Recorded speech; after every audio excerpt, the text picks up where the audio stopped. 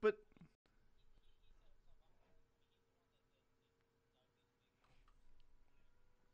is it worse though? Like, if you methodically beat me down for 3 rounds and then say choke me out at the end, to me that domination would be more complete than catching me fast.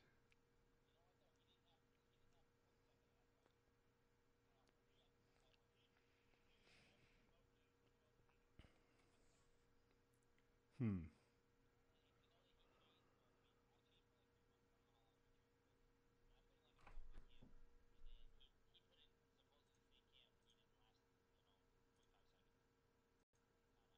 Kind of sucks Sort for of you. like at night when he climbs on his girlfriend, huh? All right, you Oh guys. yeah, I got this Just the people question. in the stream, they're saying that they couldn't hear anyone but me. I think I fixed the mistake. Wings, can you Uh, count to 5? 1, 2, 3, 4, 5. 2, 4, 6.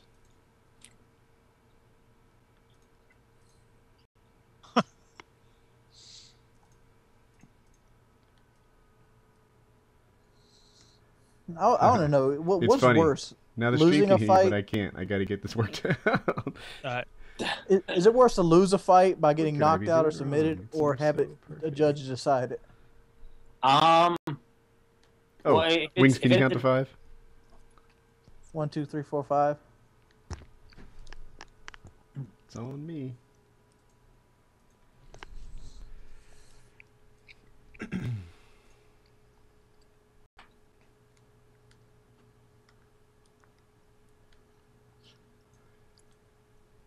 Like, I would just want to stand over him and be like, "You just got choked the fuck out," you know. I spent 3 months thinking about that guy though. After that fight was over, I didn't care. Hmm. I was all about just being happy and going to my corners and coaches and all that kind of stuff. Yeah. See, I couldn't The have audio been is him. perfect. That's funny. They say the audio is perfect, but I can't hear anything. So I don't see this one should be fixing it. I don't know why it's not. I'm surprised nobody's got just like knocked somebody right in the back of the head yet. It happens, but I mean, you're not allowed to hit the back of the head. So I'm talking about after the fight's over. They just got just bam, sucker punch the shit out of you. Oh, that's happened. Oh yeah. Yeah. Who the hell was it? Semtex, Paul Daly. He was fighting Josh Koscheck. The fight was over. The bell rings. Koscheck's kind of mulling off to him. He tried to sucker punch him. He got cut. UFC fired him on the spot. How about that guy that in Pride he kissed him during the touch gloves thing? Yeah, Heath Herring was the guy that got kissed, and he sucker punched him. What was your take on that thing? I thought it was awesome what Heath did. I actually met Heath. I got to talk to him about it, and he was like, "Dude, if you kiss a man where I'm from, you're getting punched in the face. Doesn't matter if we're gonna fight. We're not supposed to fight. Go to the grocery store. Doesn't matter. You kiss me." That's just step 2, right? You gotta get hit in the face. Yeah. I don't know, cause I don't know. Heath Herring was acting just so badass during the stare down section of it, and I don't know. It struck me as kind of funny, but then again, I didn't really knock Keith for it either. It seemed like an appropriate response, or at least a reasonable one. I mean, if a guy kisses you, he's got it coming. I mean, Yeah. I don't think anyone thought it was uncalled for. Yep. All right. So, oh, I've got a whole bunch of topics lined up, but the show's not started yet. Anyway, Audio worked out. yeah, I got it all going. What was I gonna say? Joe Lozon's here in our live stream. He's our guest for this week. We got Wings of Redemption, Redneck, me, and Joe Lozon on the show this week. People were saying, I don't know, Kitty was getting fussed at from last week. I thought she did an awesome job. I did. I guess people have high expectations, especially for random numbers of episodes. For 69. I thought she did Yeah. a good job. I think, yeah, Kitty was fun. She's getting some love in the stream. There we go. Yeah. So, Joe, you were saying that you didn't think Melvin had control at all at any moment during that fight? Not really. I mean, he threw a couple of punches, but I mean, I was coming forward the whole time, so I really didn't feel like he really had anything. That's true. That's true. Yeah. So, I got all these questions. I'm saving them for the podcast.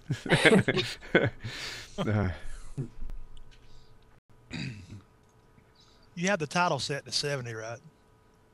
No, I have to fix that. And Well, his highlight of his week was choking out an elite fighter. The highlight of my week was buying a new pair of Nikes. Pretty much the same. yeah. 6 in one hand, half dozen in the other. It's no big deal. You know, I'm so fucking cheap, dude. Like, I'm so cheap. I surprised myself today when I'm like, man, I gotta get a new pair of shoes. So I go to the shoe show, and you know they're like $30. I'm like, why the fuck had I bought these earlier? They're $30. I bought shoes. I bought running shoes because I started running again. And then 2 weeks later, my dog chewed on them, and I bought them again. $70 twice in 2 weeks. Blows. My buddy's got a bulldog. His dog ate his like $300 shoes 3 times. He beat the shit out of him every time. That's what I'm talking. Got to the point where, like, by the second time, the dog, like, when my buddy Brandon woke up, the dog just kind of looked at Brandon. He acted like he was already being beaten. He like, Yeah. Rolled over on his back and started pissing everywhere. Yeah. Like, yeah, Man. he knew. My dog Jack, the Great Dane, is such a pain in the ass. Like, he has a cage, right? And the cage for a Great Dane, by the way, is the size of like a room, like it's bedroom size cage. And every moment he's not in there, he is a pain in the butt. He's chewing on something he shouldn't be chewing on. He's asking to go outside. If you let him outside, he immediately starts barking at stuff, and I have to bring him back inside. Pain in the ass, dog. Giant pain in the butt. Our new dog is going through the period where he wants to bark at anything that's not his shadow. Our yellow labs for the first like 18 months, 2 years, chewed on stuff, and I look forward to Jack getting past that. my pit bull don't bark at shit. He just No? he don't bark for real. Like if a stray dog would come up in the yard, he'll go kill it or something. There ain't no barking.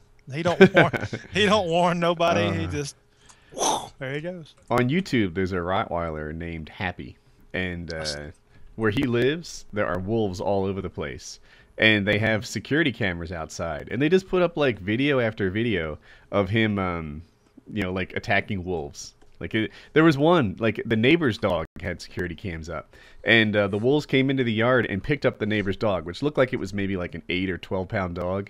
And you're like, oh my God, the family dog's getting stolen. This is a horrible thing.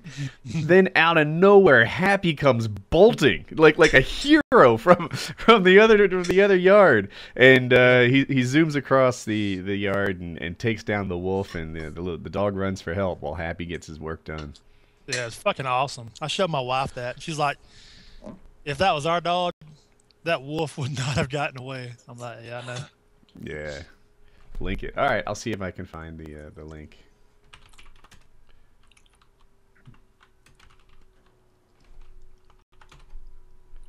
Oh dear. Happy. Did you find it? I wish my dog could beat up wolves. I don't know what Jack would do. I think the wolf might take him. Obviously, hard animal. It has to fend for itself. Well, House dog gets fed on quarterly in hours. Oh, man. It depends on what kind of house dog. No joke.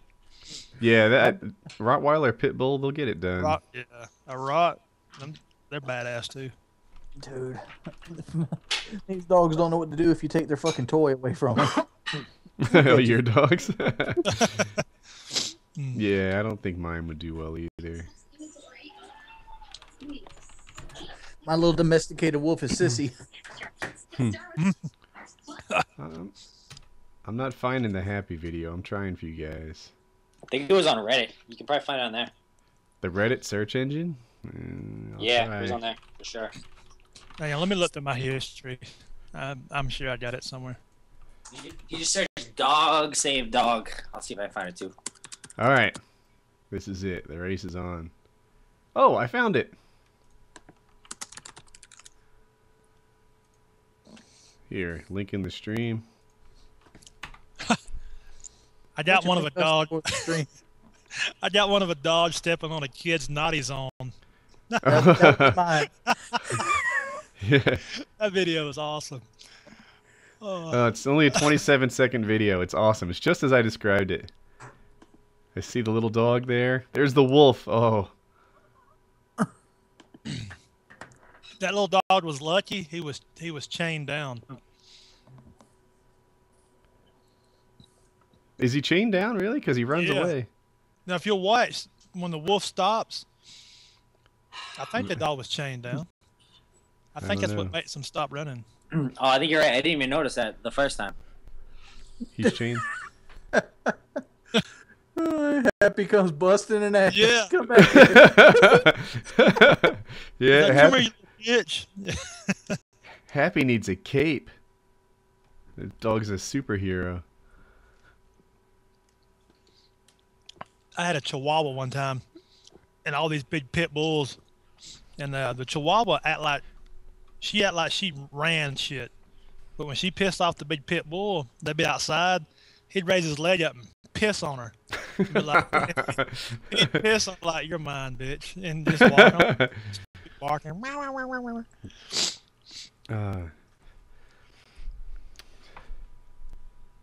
looking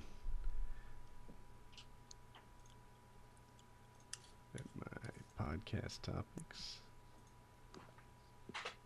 Huh. I make notes all week. I'm looking at this. Some of these aren't half bad. Yeah, Oh God, this one's horrible. I read for you through a few of them on your Facebook page. Oh, check those too. I have an apology for Steve Jobs all prepared. Yeah. Yeah. Hey, Not Joe. the kind of apology you might expect, though. You got a fight lined up in the distant future? Nothing yet. Nothing. I'll probably find out. I mean, sometimes I find out early. Sometimes I don't find out for a while. I want to fight in like February or so. So I might not find out for like maybe a month. Mm-hmm. February. Super Bowl. Does you get any new sponsors or anything yet? I got about 50 million emails. I basically anything you could come up with, I had someone trying to give it to me in my email. So how do you manage that? Like that's. Here's what you do. You ask for a new Ford truck and you give it to me. Joe, that's a question I have for you. Like, if I were to look at my little YouTube thing I have going on, I'm pretty good at building a fan base and making content people want to see. I'm absolutely terrible at like managing the business side of it. There's hardly any ads or sponsors or anything in my world. How do you manage it? Like, what do you do? I have a manager that does all my sponsor stuff. So I also have him, like, he'll do like seminar stuff and appearances and all that kind of stuff. So he kind of acts as like a filter because some of the stuff just isn't worth like the time. Like I got, I like to do all the interviews I can, but I got like probably 50 people that email me and they have like some little blog that gets like 10 viewers. Mm-hmm. And honestly, it's not worth, missing out and being exhausted from doing that kind of stuff. And giving a crappy interview for like Yahoo. And it's hard being the guy that tells them that too. Like you need a manager to be your jerk, because like I get the same sort of thing. Like, hey Woody, I have a homework assignment where I need to interview someone. Would you do it with me? Yeah. And it's like I get those like every day. every day. Yeah. I'd like to do them all, but it's just not feasible. There's one of me and there's 8,000 of them. So I hear that. Tough. Let me ask you this. If you have 10 people watching your blog and you want to pay 50 grand, I'm down to waste my time. I know. I hear you. Man, it's crazy. They want to talk about my coke addiction. Man, they were all fussing at me for that excited video commentary I made right after your fight. Like, so many people had nasty things to say. High strung, baby. High strung. But that was a fun video to make, man. That was a good night. That was a good night. It was a very good night. Yeah. So, and then, like, I sent Joe a text, shucks, I guess twice on the fight day, right? Once before and once after. And I really didn't expect you to return them at all. I was like, I'm not going to call, right? Because you've got things to do. You know, I was like, the least intrusive way I can be supportive was a text message that I could think of. And so I sent them, and you returned them both. I'm like, yeah, baby. Joe Lozon texted me. Priorities. Yeah. So was there a party after you choked a bitch out? No. I mean, like I've tried to set up after parties and stuff before, but honestly, I usually don't even want to go because you get such an adrenaline dump, and you're so exhausted and tired and whatever. I had to stay for the press conference, so I didn't get out of there till like 1, and then I went and I had like a 3-hour-old pulled pork sandwich, and it was the most delicious thing I've ever had. Damn. For those that don't live in the north, pulled pork sandwich is barbecue. And it's unbelievable. Pulled pork sandwich. You guys It's ready? barbecue. It's what we call barbecue redneck. Yeah, I know. I'm just saying that's crazy. I in my mind, I thought it'd been like Jaeger bombs everywhere. I don't even drink. A big old. I mean, not for you, for me. You know what I mean? How A much big do you T-bone. drink, Joe? Because How much I say that I don't drink also, but the truth is I drink like 5 drinks a year or something like that. When I was 18, I went to a strip club in New Jersey, and I had one little sip of some blue drink that I don't think even had any alcohol in it, and that is the extent of anything. Really? Okay. So you're Yeah. like, now is it just that you don't really like alcohol, or like a morality thing, or what do you got going on? It's not a morality thing. You're like, no, that can't be it. That's the furthest thing. No. Because, since I started training when I was like 16, and I was never that kid that was drinking in high school, and I just always had something coming up. And when you always have to worry about weight class and things like that, I never really got into it at all. It was always like I always had a fight coming up. And then just as I got older, I'm like, I can't think of one good thing that's ever happened because of alcohol. You know what I mean? I had so many friends that swear off alcohol every single weekend, but they're right back at it the next weekend. It's like it's an acquired taste and this and that. I'm like, all right, I'm going to stick to freaking drinking soda and drinking juice and drinking water, and I'm going to let everyone else have all the alcohol they want. Yeah, I'm with you on the alcohol, right? Like my observation is it makes you fat, stupid, and poor. None of those things sound good to me. If you have a really good time, that's all in one night. No, I'm kidding. Anything in moderation. You got to know when to clamp it down. Nice. Yeah, but who really knows moderation when it comes to drinking, though? Oh, you'd be My brother surprised. definitely doesn't. You'd be surprised. I had a lot of friends too. And like people always get weird. They think I'm offended if they're drinking around me. I'm like, no. Yeah. I'm used to being the designated driver. I have no problem with it. I'm perfectly fine. I like designated driver. Like, oftentimes it gives me the excuse I need not to drink. Like, I get total immunity from all drinking pressure. Yeah. If I ever have anyone pressure me, I'm always like, oh, I got a fight coming up. And even if I don't, they just like, oh, okay, cool. Like, it doesn't matter. It must have been hard for a motherfucker like Chris Farley. No wonder that motherfucker was doomed. Hey, Chris, you want some cocaine? Nah, dog, I'm trying to say, you sure? Next thing you know, your heart's busted. Chris Farley. He was funny. Yeah, it was. Every time a comedian loses weight, they're not funny anymore. Have you guys seen that too? Yeah, like Seth Rogen. I'm like, I seen him. I went and watched that 50-50 movie. One of the worst, most depressing movies you ever watch. But Seth Rogen is like this skinny little nobody now. It's like really, I don't even want to see you now. Bring me the fat guy back. Is he the guy from Green Hornet? He was. What did Seth Rogen do? That was so popular. Pineapple Express. He was in something that was really big. I have to ask the stream. What was Seth Rogen's big movies? He used to be really freaking fat. Was he Knocked Up? Maybe. Yes, he was. Yeah, Knocked Up. But he was losing weight, Knocked Up too. There was a bigger movie before Knocked Up. Pineapple Express. He was in Green Hornet, I think. Tomorrow, it's the I mean, but that 50-50 movie seemed like he was just put in there just to have some kind of comic undertones. Because that movie is depressing. That was him from Superbad? Yeah. He was big in Superbad. You know what I like too? The guys that like hit puberty and become good looking, like that guy from Harry Potter. Oh, another guy I was thinking about, that Drake and Josh guy from the Disney Channel. Yeah. Yeah. He he looks fucking depressing since he lost weight. He's like all flabby and shit. Dude, so I was reading my YouTube messages today, which, by the way, like I get so many messages, it is impossible to manage all my messages, and I bet I had 20 people today write about how they were suicidal. That is just like, what do you do? But you know what else I get a lot of? I made a YouTube video in the summer teaching people how to make their research papers longer.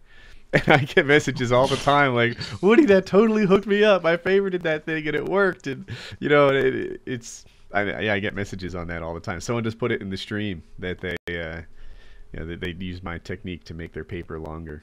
Like Is your boss, technique, baby. I haven't seen this video, but is your technique pretty much be as long-winded as humanly possible? Well, it was a good video, right? So first I covered the legit ways to make your paper longer, which is like quote people, add more arguments to whatever it is you're trying to say, or add counter arguments and debunk them, right? Those are like legit ways to make your paper longer. But then I went into the cheap stuff, which was basically take all the periods on the end of every sentence and change it from 12-point to a 14-point font, which you can hardly see, and it makes the paper notably longer. It's a good video. You gotta. I think the big one you missed was putting an extra space after every period. I already put 2 spaces. Doesn't everyone do that? See, you're supposed to, but most people don't. I didn't know that. Most people don't. Oh. Like if I were typing I wouldn't double space after a sentence. I would just do one and I would go. But for paper, you're supposed to. That's on auto for me. I always double space. I didn't realize there were people who didn't. Although I think I've read recently that in Europe they don't do that. That in Europe they single space after papers. I'm not positive. Don't know. Signals. I try not to think about writing papers Nah. unless it's checks. I try not to write checks either. Just try to sign checks. Yep. Yeah. Depositing checks is nice. You guys ready to start the show? Yeah. Yeah, whenever. All right. Wings, you who's gonna do the I say let intro. Joe be like, welcome to PK number 70. I'll choke your bitch out.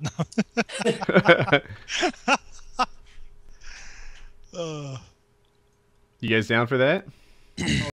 Hold up. I got something brewing. All right.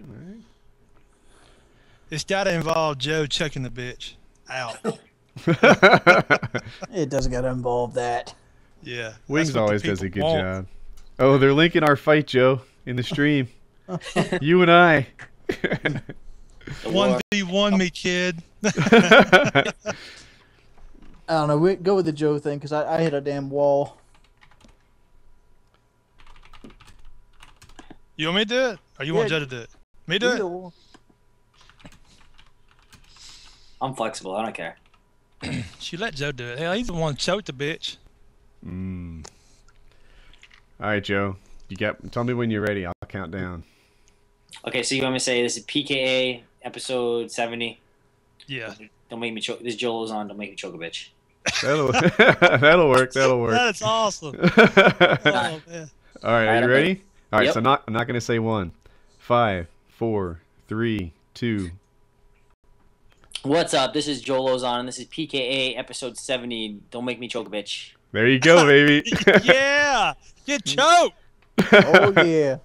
All right, so on the show tonight is Woody's Gamer Tag, Wings of Redemption, Redneck, and UFC fighter Joe Lozon.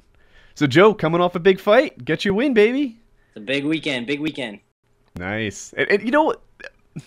Look, so Melvin talked a little trash coming into the thing, right? You know, he was confident. But was it over the top? Like, you guys seemed to be pretty respectful in the ring. One of the first things you did, which I thought was super cool after your win, was you came over to him and sort of put your hand on his shoulder. Like, there was no genuine hatred there, was there? No, it was pretty cool. I mean, I'd met Melvin before, and he was super cool with me, really nice. So, you know, we talked about how, you know, there might be a time we're supposed to fight, and you know, it's just nothing but respect and all this other stuff. And then, you know, like I was in the sauna cutting weight with him and all that stuff. But regardless of, you know, being cool with someone, not being cool, like you're going to fight and you're going to try and do your best. And but I'm cool with him after. He was perfectly fine to me. I was perfectly fine to him. Everything's good. All right. So I've had a question about this. And people are built differently, right? But to me, what I think my odds are going into any kind of competition, whether it be fighting, swimming, video games, whatever, doesn't really have much of an impact on what I do. But there are other guys who are like, oh my gosh, if you don't think that you're going to win this, you've already lost. Yeah. Where do you fall in that? Like, what are you thinking? I just try to keep a clear head. I think when you start getting mad or upset or whatever, that's just, leading to, you having a bad experience. You get pissed and you try to do something extra hard, or, you try and do something out of character. I think that is kind of going to lead to your downfall. If you approach it and you're real cerebral about it, I feel like you're going to perform at your best. So, yeah, I think that applies in a lot of things, too. You were the underdog headed into that fight, right? Yeah, like 3 or 4 to 1 or something. Yeah. I've seen 3 to 1. I've even seen like 5 to 1. I saw 7 to 2. But yeah, like a pretty good size underdog. Did that get in your head at all? Does it bother you? Does it what does that do to you? No, not really. Not really. I mean, I was thinking about it a little bit, but at the same time, like, honestly, odds are more based around how people are gonna bet. So even if the bookies think that one person's gonna win, all odds are made based on how they think people are gonna bet. Melvin was running around acting super cocky and things like that, so they made him, a big favorite, so that people betting on him wouldn't, make as much if he did win. So it didn't mess with me too much. It was more so, whatever. It's everyone else's opinion. Obviously it didn't matter. It took less than a minute for me to prove everyone wrong. So. Yeah. That was sweet, man. That was sweet. Did you eventually sink that choke? It was kind of on his jaw.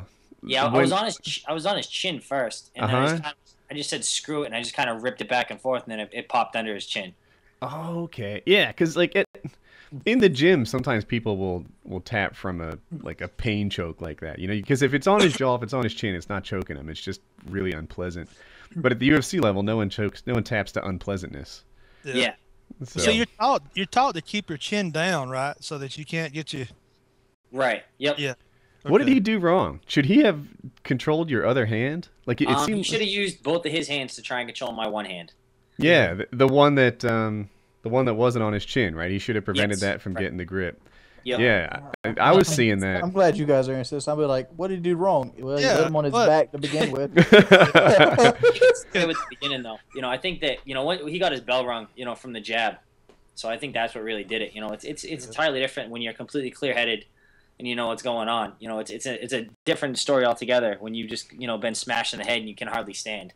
Yeah, who's got? There's a boxer who has the quote that all the game plans go out the window after that first punch in the face. Tyson, everyone has a plan until they get hit in the face. Ah. Mike Tyson was a beast. He knows a thing or two about getting hit in the face. Yeah. All right. This is something different. I just thought I'd ask real quick. Uh-huh. Obviously, you're a great MMA fighter, but how many, from the time you've been training as a professional, have you ever been in any, obviously you don't drink, but any type of outside of the ring in the general public fights? I was gonna say bar fights, but obviously you probably don't go to the bars. Not really. I got in 2 fights in high school. They both were the same kid, who's actually a kid I'm friends with, my buddy Jake, and it was over a football game. The first one was a late hit on my brother, and then or what I thought was a late hit on my brother, a cheap shot, and then the second one I don't remember what it was. I remember we were talking on Instant Messenger though. And we decided we were going to meet halfway. So I walked towards his house. He walked towards mine. Met in a field. I hit him with a hook in the face, smashed his nose, and then he came to Six Flags with us the next day. Awesome. So it wasn't that serious of a fight, but that was pretty much it, I have an idea that would be epic, at least from my point of view. So picture this, right? Comes Super Bowl weekend, you do your next UFC fight, you take the guy down, you get your win. Joe Rogan's interviewing you. And you somehow slip in there that you controlled the engagement. Can we make that happen? I can think about that. I can try. If I can remember what's going on, I will try to slip there. Yeah, if you told him, I worked my defense, I controlled my engagements, that would be so epic. Oh man. I should just start working that in every interview. You gotta control the engagement. Wrestling. You gotta get that takedown. Yeah. There it is, man. Totally crazy. Dude, so we played Xbox the other night, yes. right? Here's the truth, right? So I was nervous about how well I would play in front of Joe, right? Joe and I have been talking about, hopping on Black Ops for a while now. And I'm like, oh my gosh, I'm going to hop on there. I'm going to get all these like even KD games. I'm going to suck. And like, I kind of like dodged it for a little bit. And then we played the other night. I did all right. Like Yeah, you definitely did more than all right. You really did that night. Yeah, like at first we brought in Optic JCap.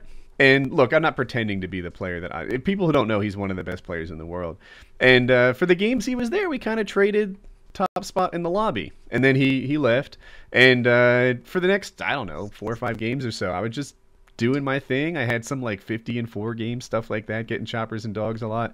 Until the end of the night when I kind of wore out. I don't know what time it was.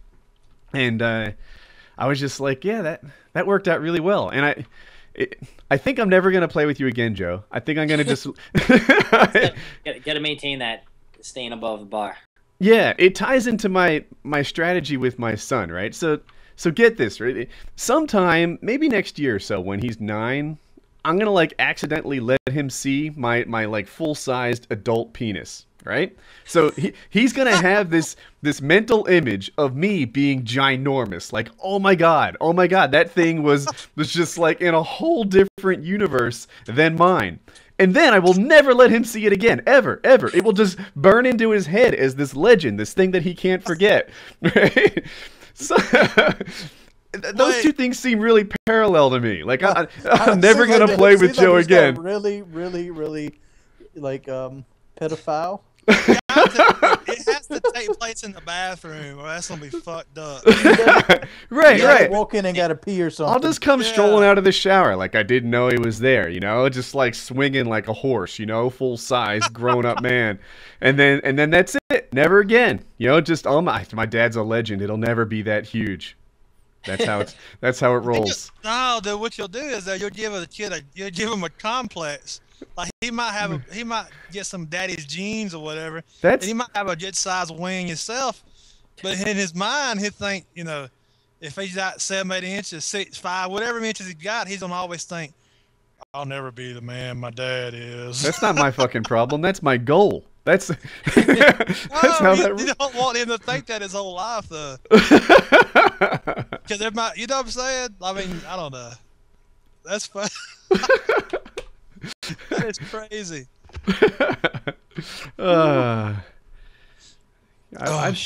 I'd be all right if that made it into a Bongster animated adventure right there.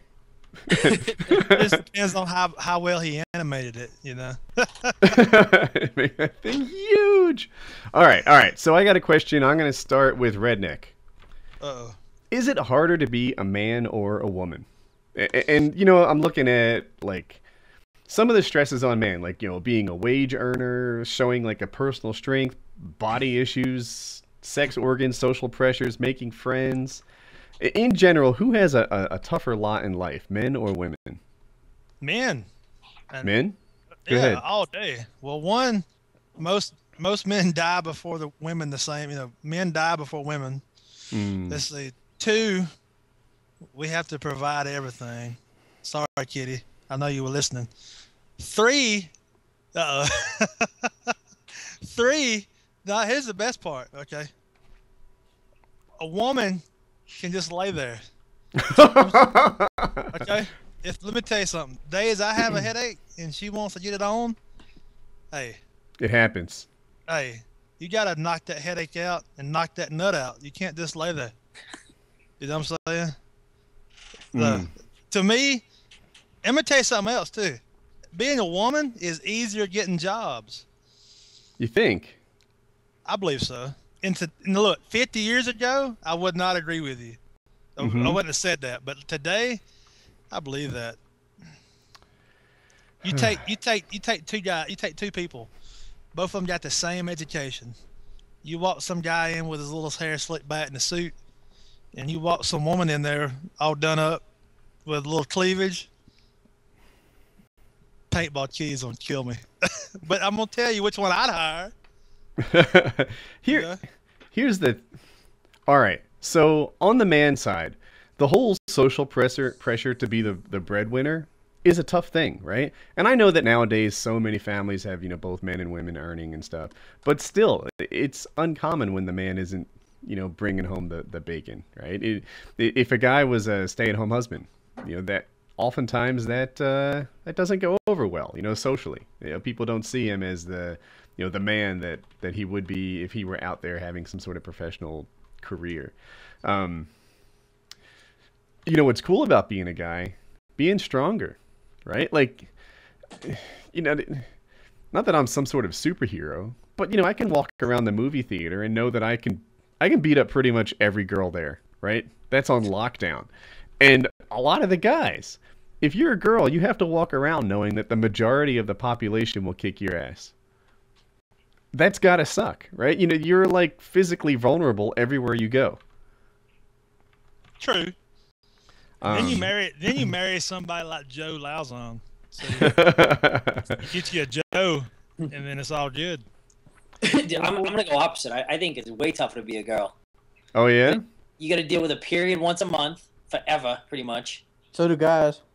Yeah. The part we deal with sometimes is worse than the part they deal with. And then high school girls. Yeah. Which is ever.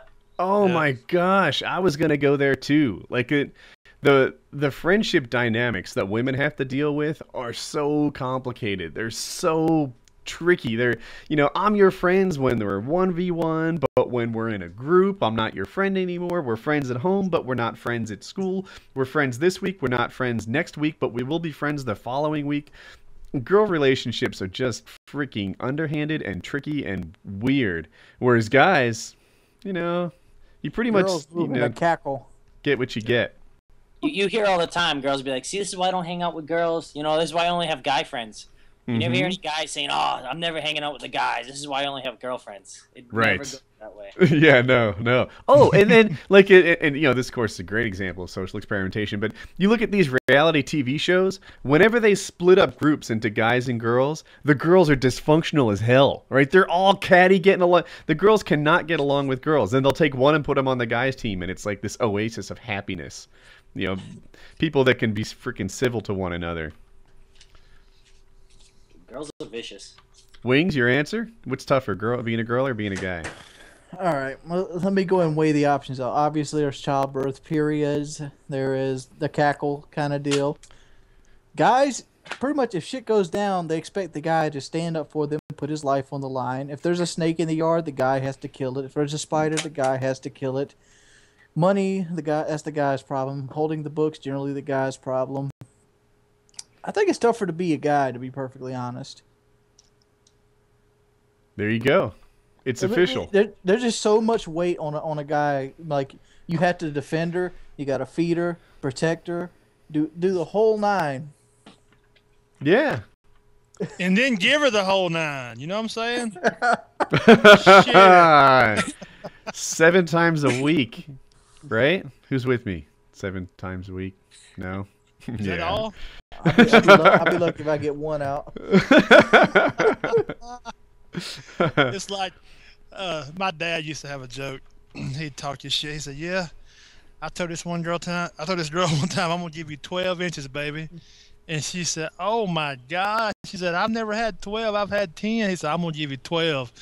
And he's like, "I'm gonna give you 12." And she said, "I can't wait to see it." He said, "I'll have to give it to you on 4 different occasions." He was one to 12. Oh man, that's just crazy. Dude, did you guys see the Only Use Me Blade Minecraft video? We have No, to I talk haven't. about that. What? You didn't see that? But I've seen the survival horror Murka Durka video. That was good.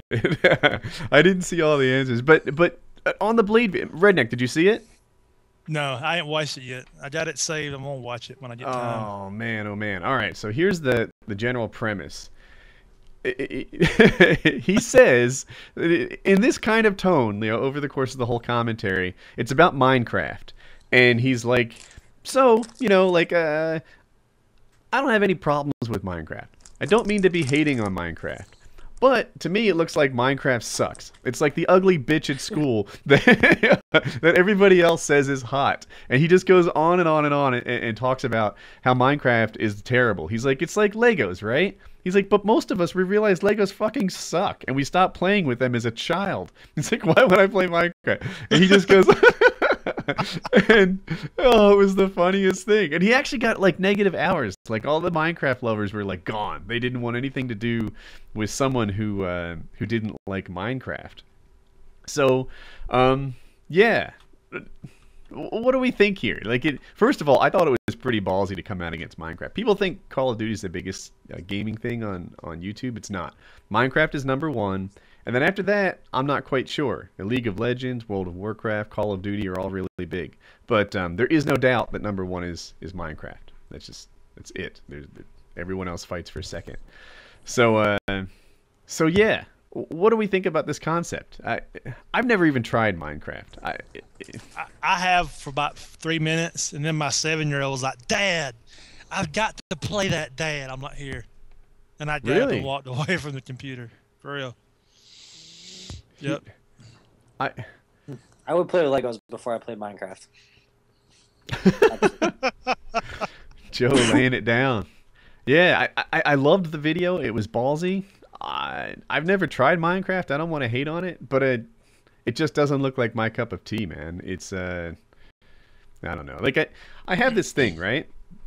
When you look at the gaming world, who's who in gaming, right? Like for me, the first-person shooters, they're the jocks of the gaming world, right? That's where the cool kids are. That's where the Twitch guys are. That's those like they are undeniably like the top guys, right? When you look at the World of Warcraft guys, those are the nerds, you know. That's gaming's nerd area. All the real life nerds go to World of Warcraft, and that's them. Wii, right? You know the Wii system. Those are the homeschool kids, right? They don't play with other people. they're kind of out there. They're off the mainstream. Those are homeschool kids. Left 4 Dead. That has to be the cheerleaders, right? I mean, this is the only place where it's the only game that girls actually play, Left 4 Dead. If you go to Left 4 Dead, if you want to pick up girls on Xbox, it's got to be Left 4 Dead. You can't pick up girls on Call of Duty. If there's one in there, it's like, oh my gosh, you'd be really surprised. And the crafters, like the Minecraft guys, I'm thinking that's like the theater and drama club. I'm thinking that's like the fucking preschool club. Hater eating the haterade. Some guy got mad at me for homeschool jokes. Look, I will make a Minecraft video only if somebody else Look here. set it all up, and I'll jump in my little guy and be like, What age do you normally start playing at Legos? 3 or 4, like a toddler. I have toddlers in this house. They don't play with Legos. I don't know if I give Legos to a 3-year-old. I think you're asking for trouble. You gotta wait till they stop eating the toys. But that choke, his neck be all poking out with Legos sticking out the side of his head. Looked like a cartoon lizard that ate something wrong. Yeah. So I don't know. I don't have any. I'm actually just telling jokes here. Don't get all haterade on me, Somebody guys. had a good message I just saw in the stream. It said something about you got to have a good imagination for Minecraft. I said I don't have one of those. Yeah, me neither. I want to come home and just shoot motherfuckers. Just blam. Oh, dude. Can you imagine me playing Minecraft? I imagine it like a children's macaroni creation. Like just a bunch of random shit piled up into nothing. Look, Mom, I call it universe. And there it is. I know what I'd be making. What? Be making an Olympic-sized pool and a place for the bitches to stand. Make me a Bentley garage.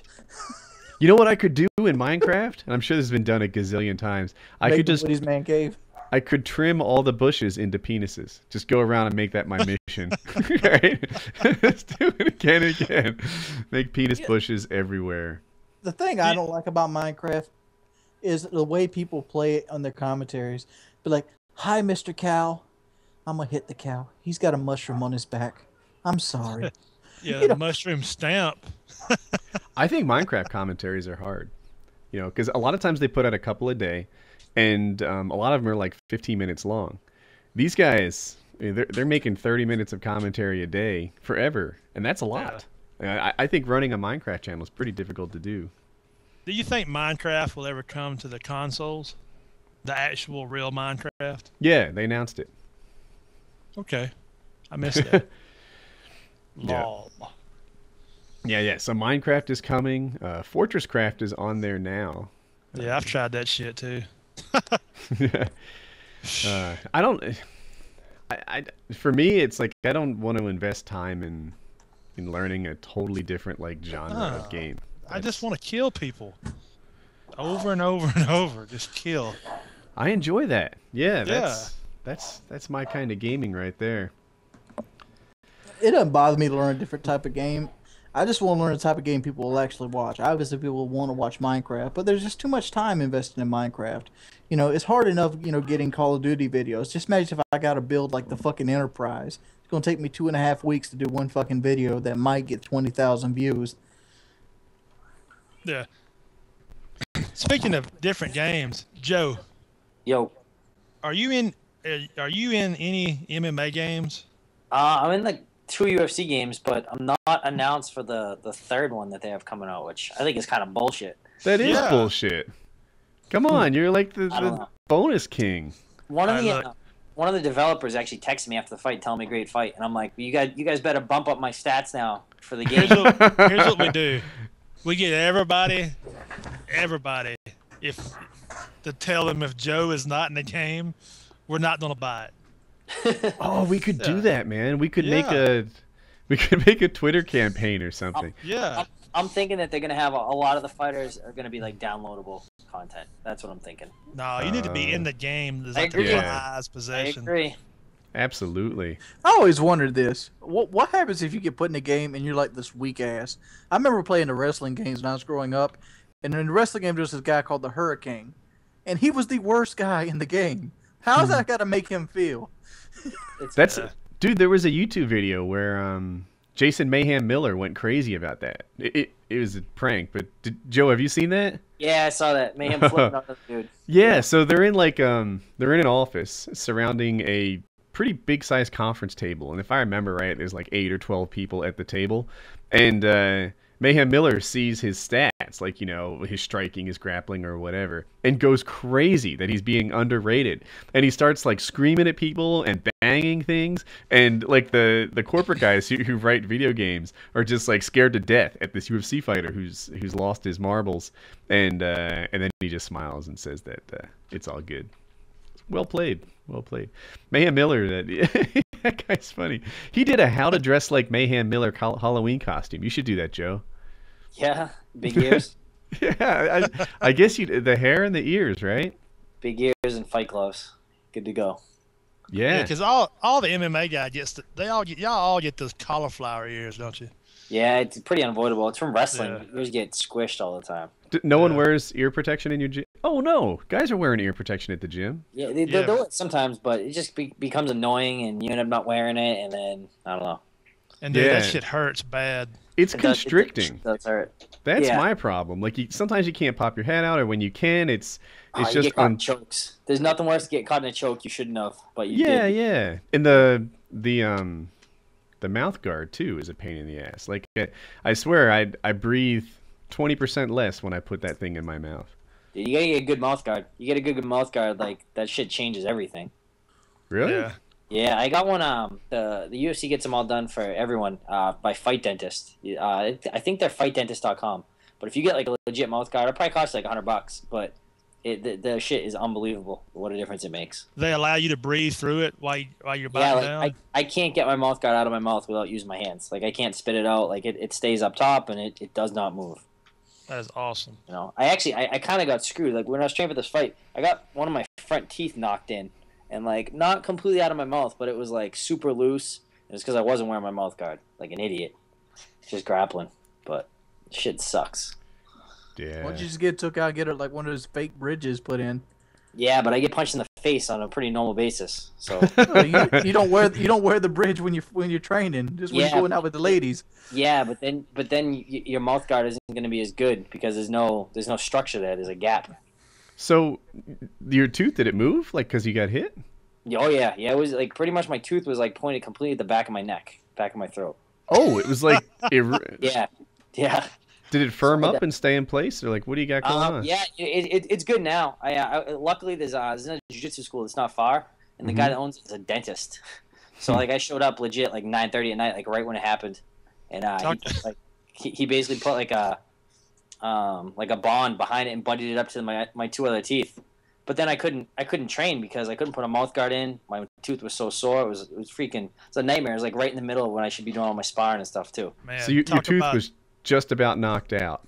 Yeah, like I could have pulled it out. Like I was wiggling it in the mirror and I could have pulled it out. Dude, But can it we did- talk about the Skype conversation we had like a week before your fight where you talked about your knee and ankle? Oh yeah, no, we can talk about that. All right. So I wrote Joe, I don't know, maybe a week before the fight, and I asked him if he was injured. And I asked him because injuries are super common, right? As guys work their way up to the fight, they start training at full speed. And because of that, injuries are really common. Some guys say no one enters a fight at 100%. And I'm like, Joe, are you injured? And he's like, why are you asking? I'm like, just because people get injured. And he's like, no. I'm like, are you lying? Yes. And like, it was text, so it's hard to like read sarcasm or like what's going on. What was going on? Were you hurt? I rolled my ankle. So I rolled my ankle back in like March.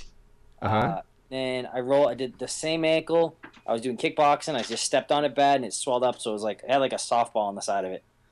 And then, so I couldn't train for like a week.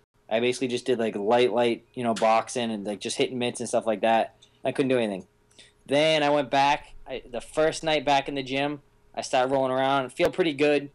And then I hurt my knee. And then I'd have to take another week off. So I take another week off. I go back. The first night back, that was the night I got my tooth smashed. So I had like, they're in like the meatiest part of my camp when I should be doing like all my sparring and all that kind of stuff. I got 3 injuries in like 3 weeks in a row. Like That's the crazy. worst training camp. Wow. I wonder what would have happened if the fight was longer than 47 seconds. It was fine. It was all maybe. I got like 2.5 weeks of hard sparring like every single day. So I was in good shape. So I would have been fine if it went longer. But I've never had like a worse training camp with like just injuries. Like none of them on their own were bad to pull out of the fight, but just bad luck. Just stupid nagging stuff one week after the next. Garbage. I wonder if Joe Lonzon could beat up my grandmother. No, she's tough as nails. You guys see the pictures of her? That depends on if she comes unarmed or not, I think. Because Gangster Granny will slip a knife on him in a minute. Gangster Granny. She may have been in more fights as well. Like she may have the experience edge on Joe Lozon. She might be Joe's new trainer. Joe got a 20-pound weight advantage on her, but she's good at fighting mountain lions. I got another question. I don't know that everyone wants to hear all this fight stuff, but your camp, Joe. Yep.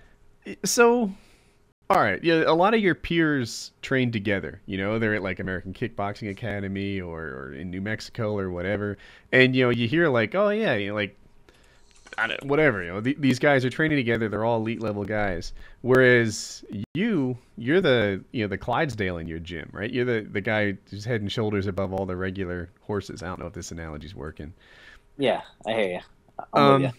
But like, so how does that impact you? What do you think about that? Do you ever think that you should go and visit another camp, get some time there? I've done that before. Like I went out to Hawaii, trained with BJ. I've done this. I've done that. I have a couple guys in my gym that are badasses. You know what I mean? Like they're not as well known, but they're really, really good fighters. And, usually not well rounded though, right? Like I want to say, do you have like a silver medal judo guy or like what am I thinking of? I got a kid, Travis Stevens. He trains with us. He comes like I met Travis. He's on the U.S. Olympic judo team, and I lift with Travis up at we both go to this place called Mike Boyle's, which is like half an hour from me. And so I met Travis there and just kind of became friends, and like he was like the toughest egg to crack ever. Like just seemed like just like no personality, just didn't really talk a whole lot. It took a long time to get him talking, and he's real quiet.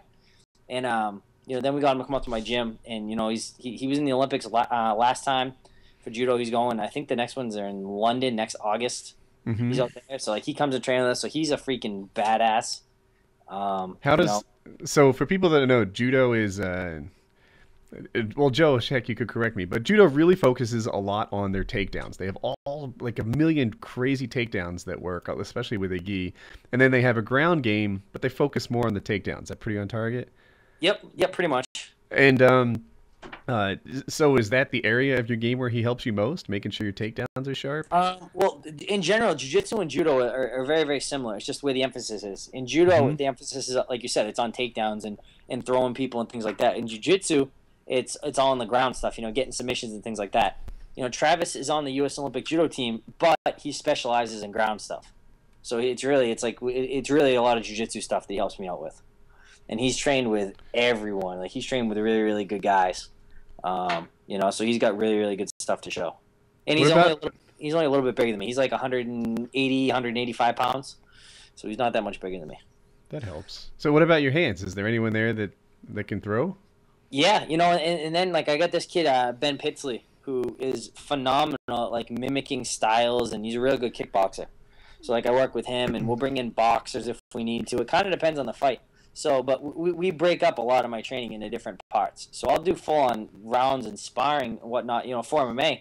But I do way more of breaking things up individually. So working on wrestling and takedowns, working on jiu-jitsu stuff, working on boxing. We break it down a lot. So you have no intention to like visit gyms again? You're pretty happy with the crew you have? I mean, I'll go in. I have no problem visiting gyms. But as far as like running a camp, I do it way better at, having people come to me and figuring out all my own stuff. Like I brought in, for this camp, I brought in this kid, Ricky Lundell, who's phenomenal, like world champ, and he wrestled at Iowa State, which is like super tough for wrestling. Cale Sanderson is like pretty much like the best wrestler to ever live. He went undefeated his entire college career, like 4-time national champ, gold medalist, like ridiculous wrestler. And Cale kind of took this kid, Ricky, under his wing, and this kid was already a black belt in jiu-jitsu too. So, like, this kid's just, like, amazing. So I flew him out and brought him out. He stayed with me at my house for 2 weeks. So I feel like I do better off doing that because I have more control over things. And all my coaches are 100% focused on me. If I go to a team like AKA or American Top Team or something like that, you have really good coaches. We also have like 30 or 40 different fighters, and you're fighting to get one small piece of that coach's attention and time. And I feel like I can be way more selfish and just get a lot more out of it by doing it on my own. That makes sense. If that makes sense, yeah. Yeah, it does. It does. Like, as a swimmer, I kind of get that. Like, I don't know. Heck, anytime the coach actually coaches you, you're like, cool. He's giving me his attention. Whereas, you got a handful of coaches just fully dedicated. I mean, if you could have the best coach on the planet, but you had to split them with 10 other people, or you could have the second or third best coach and have them all to yourself. You're better off having, the coach all to yourself. All right. I get that. Question for Wings of Redemption. Can you hear me? Yep. Okay. I get a lot of guys saying that as a small YouTuber, they don't have a chance to make it, on the commentary scene anymore. You agree with that? Give me a second. That's a big question to take in. Like, to an extent, I agree with it.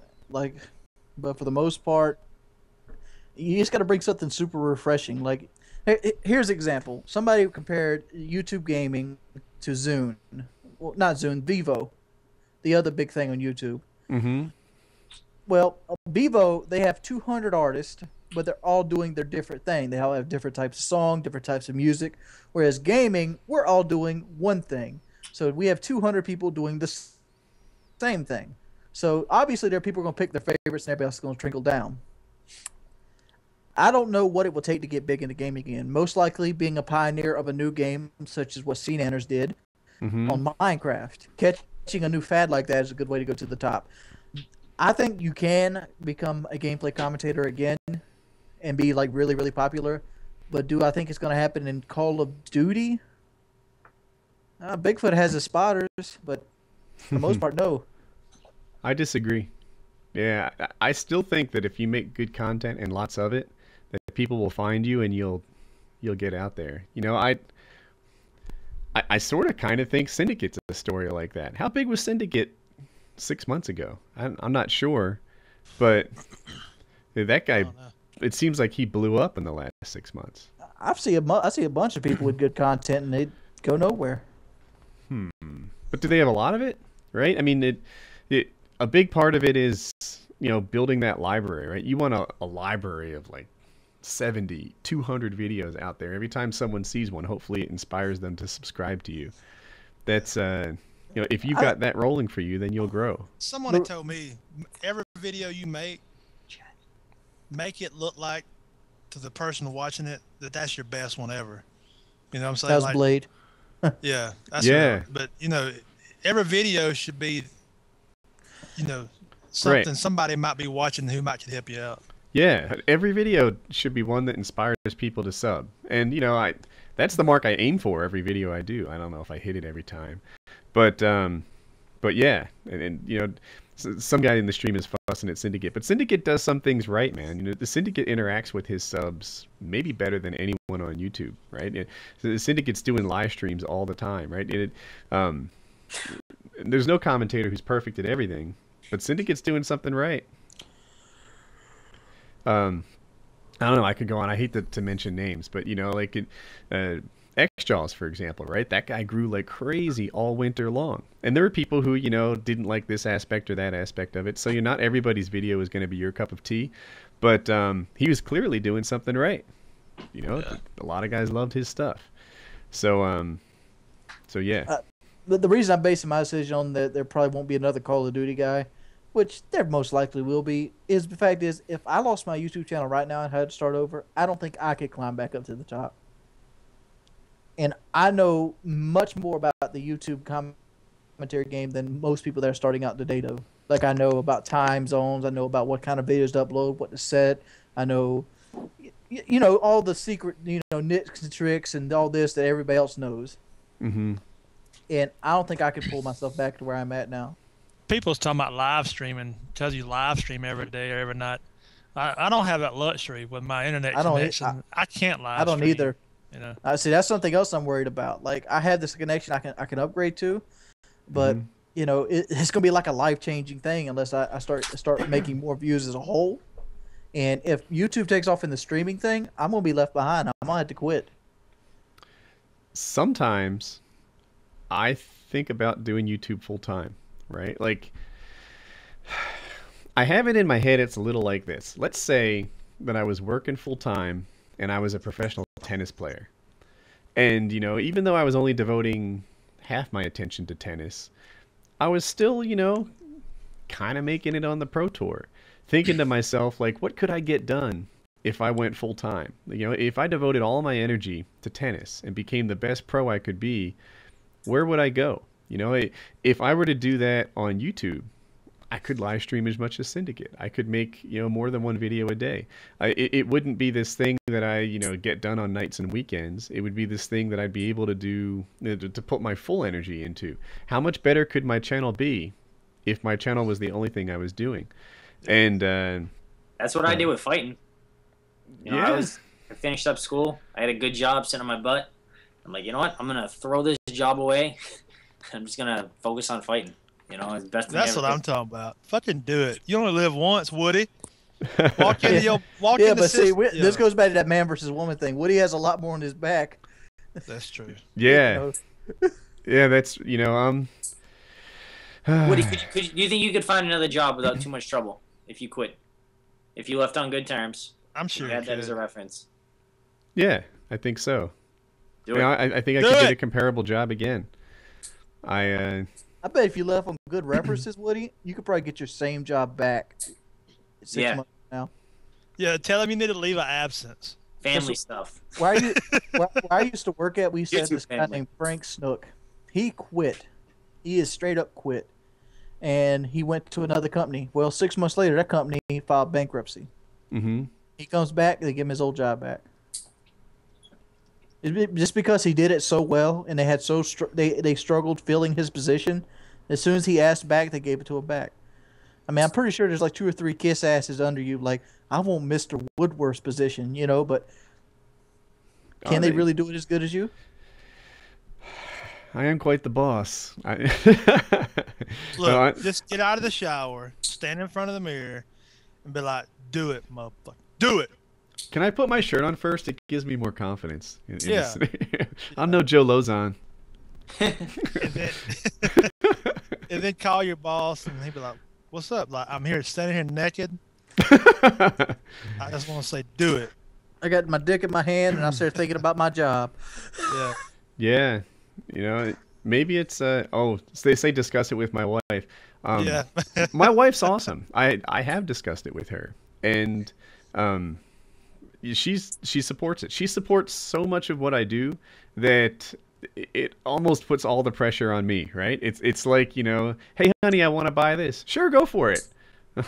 You always say go for it. That means I have to make sure that we can like, Give me some negatives. Yeah, you know, Yeah. like, hey honey, I'm thinking about, you know, leaving my job and playing video games for a living. Oh, I support you.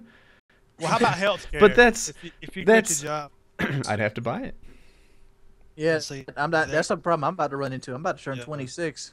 Like right now, I'm currently still my parents because Mhm. you can be there till you're 26. Like next April, I'm SOL. I'm a fat guy with no insurance. Healthcare. Oh, let me give you a personal pro tip. When you try to price healthcare insurance for your whole family, your wife and kids, get ready to pay out the chunk. I'm imagining I'd pay out the chunk right now if I got it on myself, being like 350 pounds.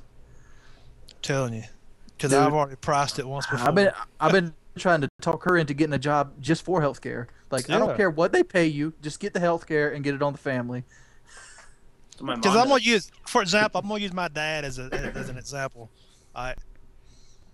He's got great health care. Mhm. You don't, but guess what?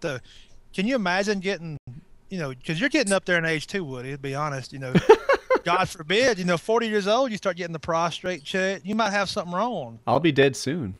For example, and you know, you talk about cancer. You know, have to get shit removed and cut out, and then, hey, there goes anything you made through YouTube. Right there is gone with medical bills. You know, it's just something to think about. The healthcare. Healthcare is always the devil in the details.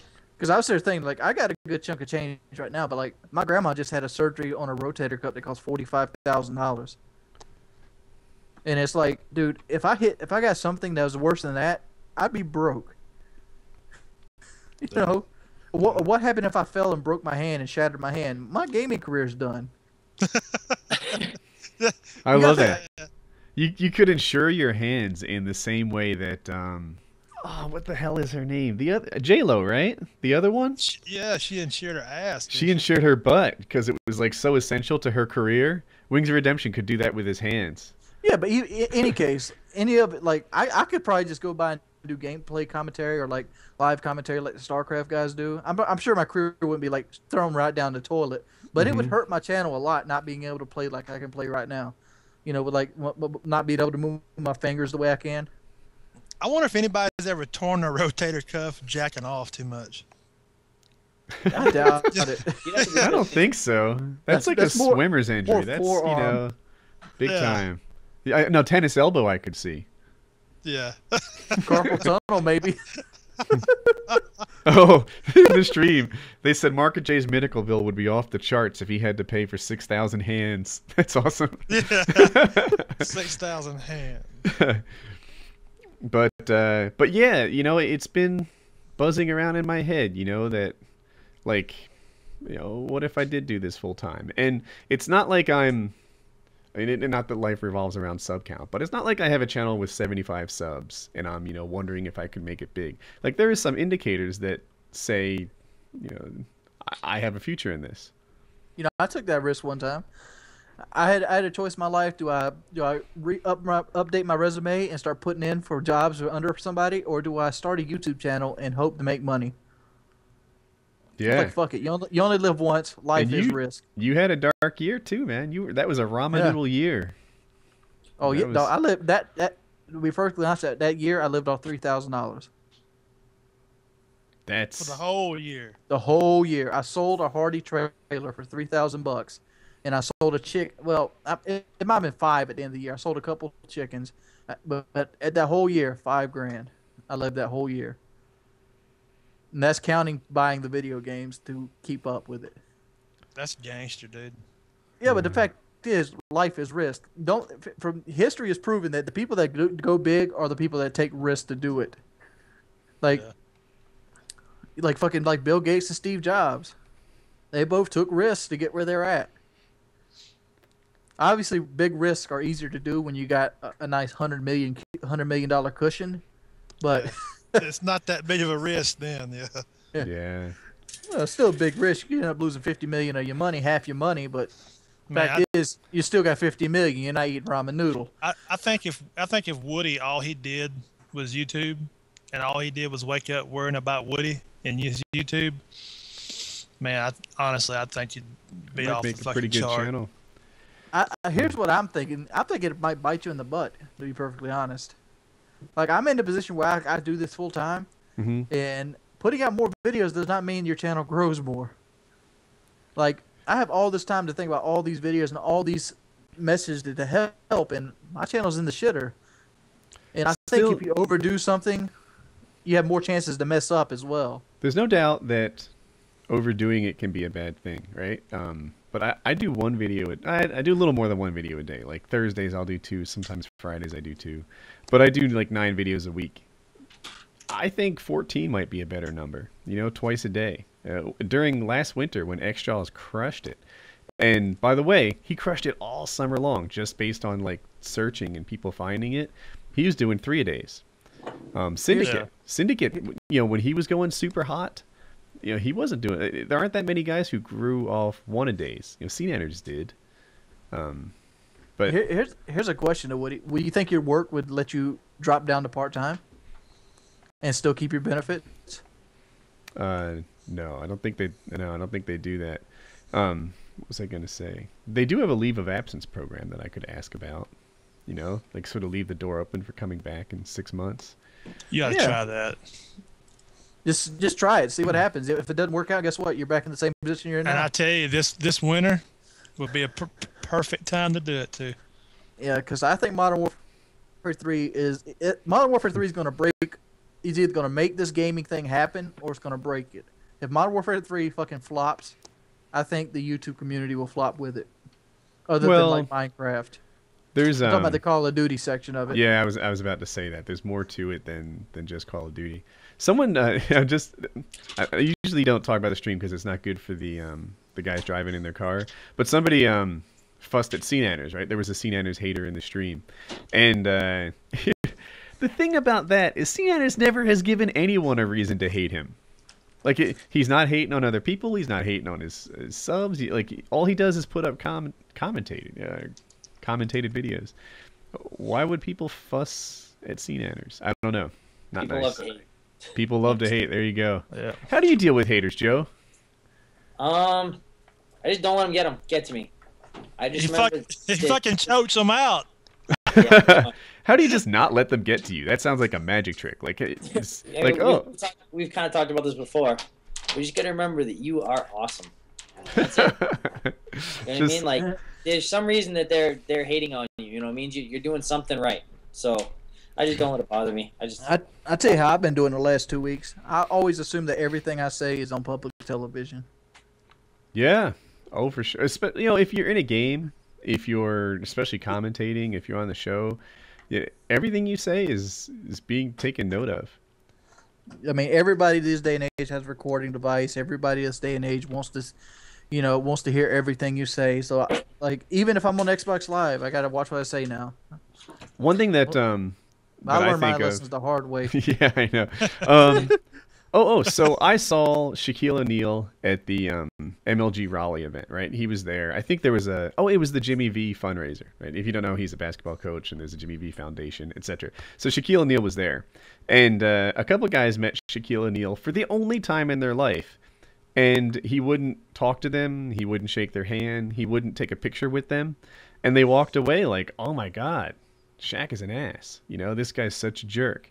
And if you're in Shaq's shoes, it must be rough every time you go anywhere to get recognized like that. Somebody wants a little something from you, even if that something is nothing, like taking a picture, all the time, constantly. And Shaq, you know, even more than like, I don't know, Boris Becker, the tennis player, has to get recognized just because he's, you know, a freak of Biggest nature. motherfucker in the room. So when I have it easy, right? Because it turns off and on for me. You know, if I go to like Hot XP, if I go to an MLG event, then I get recognized a lot. Like I'm in that little subculture. I am, and it's going to sound big-headed, but in that little subculture, I'm kind of a celebrity. In the world, I'm not. But if I'm at like an MLG event, I am. And when I'm playing on Call of Duty, I get recognized in lobbies and stuff. And I have to, I keep it in my head like, you know what? This guy's going to be playing with me for 15 minutes or so, and that's going to be his only impression of me. All he's going to know about me is this. I am, on air when I'm in Xbox Live because, that's the only time they're going to meet me. Let's make it, a good experience for them. That's the deal. Yeah, you look at it like, I'm going to make him go subscribe to me right now. It's not just that. It's not business, but it's like, I won't mention names, but there have been other YouTube commentators that I looked up to. I was like, oh my God, this guy's so awesome. He's incredible. I even had like mental images in my head of them being like captain of the football team, all buff and great looking, because I had only seen them play. And then when I heard their first commentary, it was like, wow, I'm having a hard time still liking this guy. and that was like a lesson learned for me. Like, all right, so, when someone meets me for the first time, I can't be a big fat jerk. You got to be on. Yeah, Syndicate said that 6 months ago he had 128,000 subs. Oh, cool. Yeah, and Syndicate, I don't know if he passed me yet, but he's about to. He gained so many per day that Syndicate's going to race right past me in subs. He's just crushing it right now. And so 6 months ago he was still pretty big, but I bet if he went back 3 more months or so, he would have been much smaller. He's just been crushing it. So, yeah, I lost my train of thought there. But yeah, when you're on Xbox Live, when you're at an MLG event or COD XP type thing, then that's it's on. Be the public you. Now, was you kind of nervous being on the stage, on the stream part of it when you was in the tournament at COD XP? Yeah. No, at Raleigh. A little bit. What my big problem was they like if I had to commentate, say, an Optic game or an Envious State game or maybe even a Fear game, then I would have been set.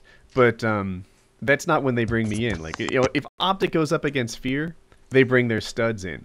If there's 2 lesser known pro teams, then they bring me in to talk. Games that don't otherwise have a lot of interest. So, like, I'm there with Holiday Doc, and there's a 2 pro teams playing each other, and I see, like a name I don't even know what team they're on. I don't know what just happened. I sucked at shoutcasting yet. I don't know who the players are. I was just trying not to embarrass myself. But that was the hardest part about it. Oh, and then there's monitors to either side so you can see what's going on. But Holiday Doc's monitor worked and mine didn't. So I had to like look across the table trying to figure out what was going on. It's hard to do, but they told me that I did well, so like I got positive feedback on it, so that was cool. You was right, Woody. 3 months before that, he had 3,000. No way. Yeah, that's what he just said. Yeah, so Yep. he started 9 months ago. So, yeah, 3,000 subs, and then 9 months later, he's got Like 500,000 or so. Yeah. He's crushing it. And yeah, so that I don't know, that to me says that, at least Black Ops it wasn't too late. Will it be too late in Modern Warfare 3? I don't think so. I don't think so. Yeah. Well, see, what people forget is, every November when the game comes out, a lot of those games are sold to first-time Call of Duty players. I mean, you have a lot of kids that are just now turning 14 or 15, and or even younger, who's never even played a Call of Duty before. Then you have the people like us, who's been playing COD forever. I don't consider like 4 years forever. The fan base is still still growing. All right. Oh, you know what? Here's what I do on this leaving subject. I know I'm about to turn 26, and Woody's about to turn 40. So I know I'm. I'm not about to turn 40, you assholes. Hey, it's time to get that butthole checked. I'm just I know I'm not going to be castrated by my age till I hit Woody's age.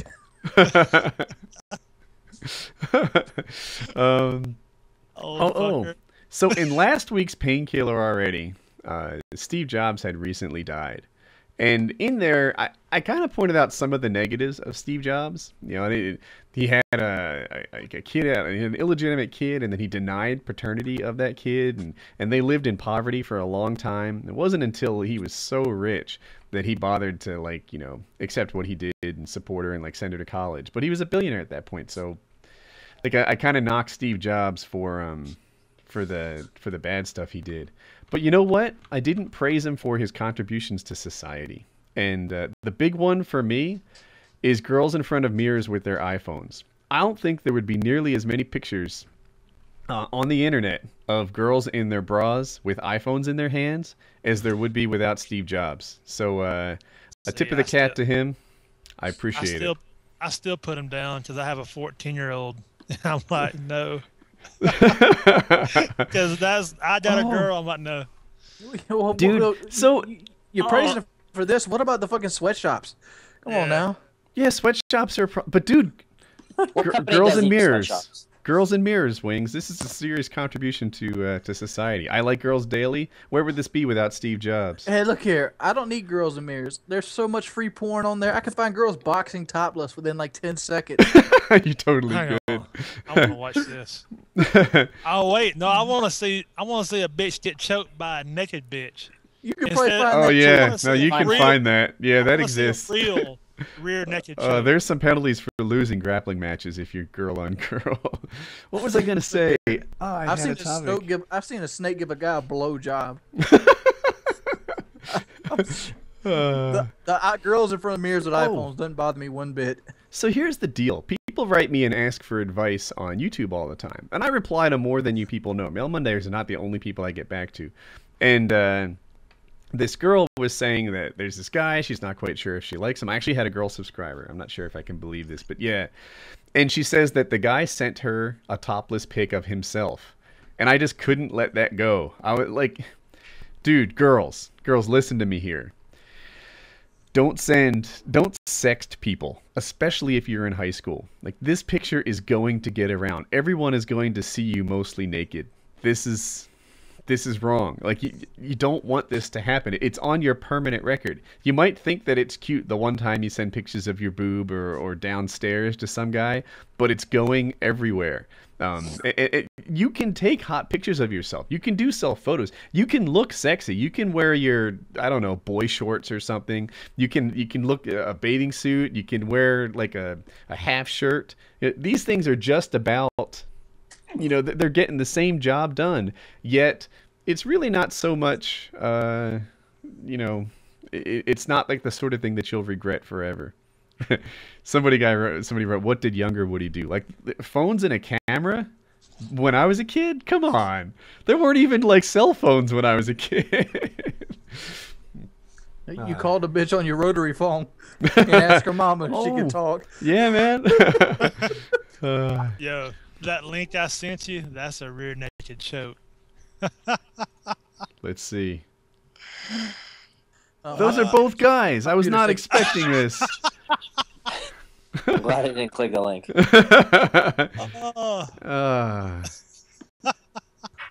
I'm sorry. Oh, man. Rear all right. naked You know what I want to cover, since it's Painkiller Already, and there's where we do the bad topics. Someone wrote this on Reddit, and it kind of burned into my head. It says, your protests are broken up by riot cops. Your elections are stolen. Your voice is ignored. How long will it take until you recognize that you don't live in a democracy, but a plutocracy run by the banks? So I thought, I think I need to look up plutocracy. And here we are. Plutocracy is ruled by the wealthy or power provided by wealth. And I thought about that, and it was like, wow. That does sound like the U.S., doesn't it? It does seem like the wealthy have a tremendous influence over our politicians, over our government. There's no influence. It's straight up being what happens is dictated by them. When I have to sit here and think, how much money is my president taking from pharmaceutical companies to not pass this bill? Something's wrong. Yeah, absolutely. And you know that was a big part of it. You know that, like, pharmaceutical contributions had a huge impact on American healthcare law. that they literally wrote our energy policy under Bush, and I bet I don't know if it was the energy companies, but people are writing laws, corporations are writing laws that later become the basis of what Congress passes, and yeah, it's a little insane. I'm starting to think that these we are the 99% people.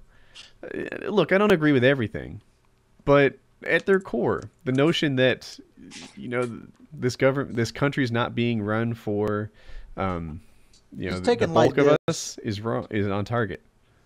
Taking light of this, Rome before it fell to barbarians was in the same boat we're in right now. The rich ran the country, poor people did nothing but make the rich richer. Well, you have to have a system by which the people become workers, and enslaved to a country, and that system was put in place a long time ago. Well, obviously a system is better for order, obviously, but what happens when let's just have fictional characters. Let's say Mike is really really good at building aqueducts. All right, so Mike builds the town an aqueduct, and then he goes and builds another town an aqueduct. That's pretty much the foundation of what our country's founded on. If you're good at what you do, you will succeed. Well, now they've took that part, and let's say Mike has to go to school to build an aqueduct, because nobody can believe he builds an aqueduct without a piece of paper. All right, so Mike goes to school. Well, for Mike to go to school, he's got to take a loan out with the Bank of America. Bank of America hits him up with such a fat interest rate, he spends his first 10 years building aqueducts to pay the bank back. Or he gets shut down and he's broke, so he has to go to work for the bank. It's forced slavery. That's where the banks start ruling the world, because right now you're living on credit. I think it was said best, you're trying to impress people you don't like with money you don't have for things that you don't need. Does it just make sense? I try to stay out of political stuff, because I can get in the politics and monetary system and talk for days. What are you guys' opinion on that? Did I not hit it on the head? Or I thought you drew a pretty good analogy there. Yeah, like the metaphor was working for me. I don't know the solutions, right? Like I definitely like capitalism. I think that's good. I'm still on board with the bulk of it. I guess I just want separation of corporation and state. How about that? I think they should have more stricter laws on companies, and I think people need to get over the fact that rich people should be taxed more than poor people. If you draw a bigger income, you should be contributing a bigger part to the society. That is, for you to live in a Bentley and a nice house and all these things, you have more means to help people than somebody out there struggling to get the 2-for-1 chicken at Food Lion. You fucking struggling putting water in his Captain Crunch. Should he be the guy putting water in Captain Crunch be responsible for the same amount of taxes as the guy eating, lobster, paying $3 a Coke because he can? Yep. The other thing is the tax rate. So you talked about the progressive tax structure, and I'm kind of cool with that.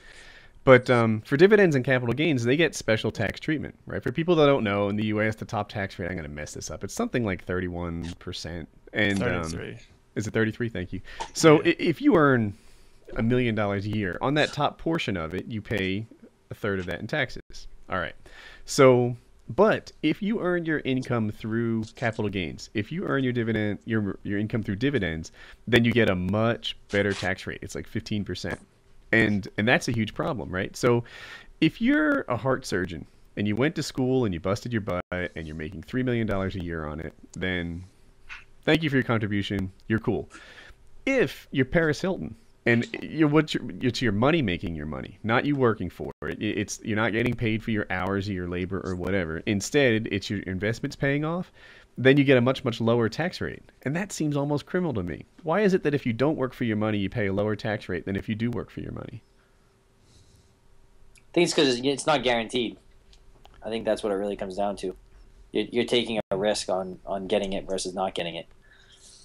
Yeah, not that I agree with it. I think that's. I don't know about other states, but I know like South Carolina has this bullshit law that if you're from another country, you don't have to pay taxes on any business you open for 6 years. That's some bullshit. And that's why you see like around here, right here in the, well, at least in my part of the Carolinas, there's lots and lots of stores like the Sun House or like, you know, places where you see these Arabic people. I'm not downing the Arabic culture, but this is just what happens to run these things.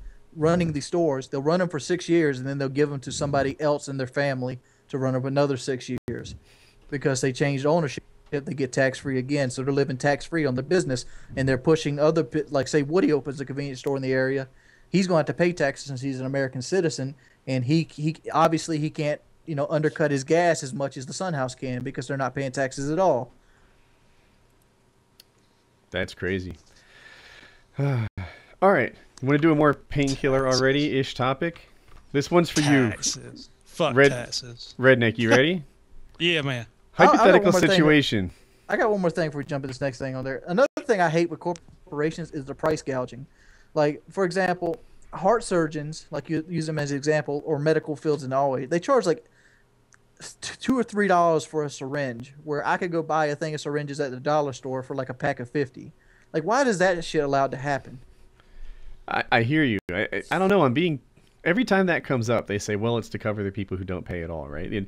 In the U.S., they say, you know, if you're hurt, then you don't get any health care. That's not really true. We actually do provide emergency health care. No one gets turned away from the emergency room if they're missing an arm. So, you know, the guy who has health, the guy who does pay has to pay double to cover the ones who don't. You know, the guys who don't want to have, you know, everyone covered, they're actually giving away free health care. That's what the current system does. And well, yes, they say this shit. They say like the hospital's losing money. I went to the hospital the other day, and my grandmother. I went with her grandmother, and they had to check him into the room. Well, this guy comes by rolling a computer with its own power supply that he can check her into it. I'm like, why the fuck can't you bring a piece of paper in here, write her shit down, and go back to your office and do that? Why did you need to spend like $20,000 on that fucking contraption right there? And you're telling me that you're losing money? It's hard to say. But hey, Redneck, are you ready for this? Lay it on me, Woodrow. Hypothetical question. You are a girl. You with me so far? I'm a girl. You're a woman. Woman. How much would you pay for my prostitution services? Does it matter? How about this? What's my age? 24. I'm 24. I'm a lonely girl. You are. And it's you. I'm your man. Well, no, we was talking about pictures of each other earlier when I shower pictures, you know. Oh my God. No, you know, some stuff's just between us. All right. Oh, my bad. I will not talk about it no more. If it depends on if you're as large as you say you are. No one's as large as they say they are. Okay. There we go. We got that out of the way. 4 hours, I'd say at $100. $100 for 4 hours? So I'm worth $25 an hour? I mean, that ain't bad, is it? I don't know. I don't know. The way I look at it, I'm paying you to fuck me, and that's a pleasure. You should be paying me. You know what I'm saying? I'm with Redneck here. I pay not a damn dime. Look here. Girls have it easy in the terms of sex. Most guys don't give a shit. And if you're willing to give it up, they're willing to take it. I hope Kitty ain't still listening. So if you need a little bit of pussy popping, it ain't too hard to find somebody to do it for you. You could be a 400-pound fat chick with pimples. Somebody's down to hit it. You gotta pay Woody to fuck you. No, you had to pay shit. Just go to somebody else. Don't have to pay. I mean, like, do you remember Elliot Spitzer? He was was he governor in New York when he got caught for that high-priced prostitute or attorney he's general? The bomb. He should be president. You know the difference between Elliot Spitzer and me? I paid a fuck lot more than $88,000 for my puss. Like, I can't imagine how much I paid over the last 15 years, but it's a lot. I feel you, Woodrow. Yeah, but you get to go back continually. It's like an all-round, revolving door card you're buying. You want me to tell you when the relationship's good? When you're coming into the bedroom and you look over and your wife's on the bed naked with her legs up in the air, and she says, "I thought you'd want some." I'm like, oh man. Nice.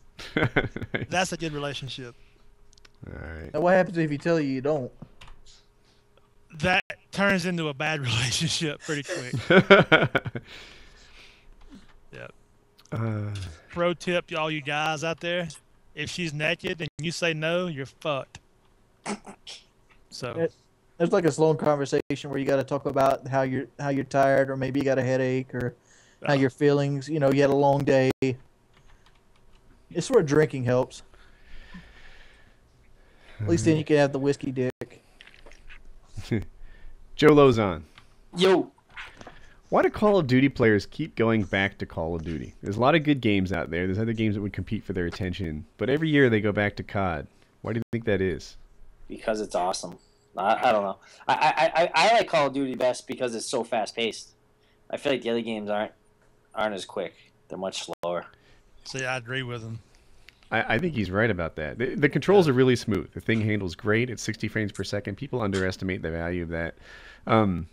It's fast-paced. All the maps in Call of Duty are designed to maximize conflict, right? If you look at a basic map in Call of Duty, there's 3 ways to get from one side to the other all the time, right? Take a look at Subbase. There was the left, by that tank. There was the right, by the water. And then there's up the middle, through past B domination. You could go on and on. Favela, left, right, up the middle. In Black Ops, they do the same thing, right? Take Discovery, the new map. There's left, right, up the middle. They always have sort of 3 ways to get from one side of the map to the other. And they do that so that players are constantly running into each other. There's this like head-on-head, gun-on-gun fights all the time, and yeah, I think it's the map design that keeps people coming back to Call of Duty, so they keep it so busy. For little kids, like younger kids, in that 10, 12, 13-year-old age range, it comes down to peer pressure. It's like these kids, they're not if mommy and daddy's gonna drop $60 or $100, they better make sure they're getting a game that all their friends have. That's and then true it comes down to the numbers. I mean, if you got 20 friends from school, I'd guarantee about 15 of them that play games don't have Call of Duty, the new Call of Duty. That's a really good point, actually. 'Cause it's like, why is eBay the big online thing right now? Well, because everyone else is on eBay, right? If you want to sell something, that's where the customers are. If you want to buy something, that's where the sellers are. If I was to get one game this year, it'd probably be Call of Duty. That's where all my friends will be. And, I'm in a special case because that's where I'll have subs as well. But, the hypothetical, high school version of me, we're all going to get that. And we're going to, hang out with each other. Because know how bad it would suck. Like, say I bought Battlefield 3 and I'd get home and all my friends like, what? You bought that game? I'm like, yeah, it's really awesome. You should buy it. And they're like, my mom said no. I have to get Modern Warfare 3. And I'm like, yo, Mom, I want to get MW3. And she's like, I just bought you a game, Johnny. And now he's going to be sitting there playing by all himself, and his friends will be raping on, I think the spawn system helps a lot, too. Like, people love to complain about the spawn system, and it sucks, like, people are spawning behind you. But that is what keeps it fast, too. I didn't like Battlefield at first, and then I started playing it, and I liked it, but, like, it's not nearly as fast because you're constantly spawning on the other side of the map. Also, in Battlefield, to me, the maps are a little they're sandbox, right? And that's not a knock on Battlefield. I was playing with guys, and they were like, "Yeah, Battlefield's awesome because you can do anything. You can go anywhere. You can go all over this world. You can attack it from the direction that you want to. You can sort of, think outside the box. Whereas in Call of Duty, your options are limited on these maps. There's only so many ways you can play Favela. There's only so many ways you can play, firing range, right? That's that. But in Battlefield, there are a lot of routes you can take, and you can sort of safely get around behind them again. So, but to me, that slows the game down. So that's just how it is. You could have a slow game that's really, really fair. You can have a fast-paced game that's just crazy as shit and it's entertaining. I would take the quicker game. Wings, why do you think people keep going back to COD? They've already said it. I mean, I know why I go back to COD. I get rewarded for actually doing well. The kill streaks are a big reason I love Call of Duty. I love, like, if I'm on a 15 kill streak and I'm doing well in the game, I'm going to do even better in the game because the game's rewarding me for it. Like, if I go on a 15 kill streak in Battlefield, it's not going to mean 2 shits and a fuck. It's not. It's like, congratulations, here you go. Bomb still. You just slaughtered the whole team twice. Who gives a fuck, you know? Yeah. I mean, Call of Duty makes you feel like you're more of a role in the game. Like, I can carry a team by myself in Call of Duty, but I can kill 40 motherfuckers in Battlefield and still lose the game by a lot. It's a confidence building. Like, it makes me feel good when it goes boom, it goes 5 kill streak, predator missile. That makes me feel good. I don't know about you. Even to this day, it's like, yeah, I got a predator missile. Hot damn. I'm not gonna use this bitch. You know, and I get a 5 kill streak in Battlefield, I get sniped. From some kid that's 900 fucking meters away. You know. Exactly. It's like it's all about reward system. Like, if they put, I know the medals and shit's supposed to make you feel good, but I want to use something else. Give me a fucking predator drone every now and then. I think Medal of Honor was a step in the right direction for, like, if they were going to go that way in a Battlefield series. Because I like the Medal of Honor kill streaks, but at the same time they had too much overpowered snipers, and it always felt like in Battlefield 3 beta, it feels like the deaths you get are unfair. It feels like you get 1-2 shot deaths. You don't get that too often in Call of Duty. That's another reason. I don't know. I'm more excited for Modern Warfare 3 than in Battlefield 3, and the main reason it is the fucking beta was horrible. There you go. Did the console beta eventually get planes and vehicles on it? No, it didn't. They released it on PC again toward the last end of it. I know the PC got it, but the console never got it. No, and like it's got me skeptical because I played on the Bad Company 2 beta, and a lot of people are probably in the stream like, "Who's the beta winks?" I played on the Bad Company 2 beta, and guess what? That was the game I bought, 2 months later.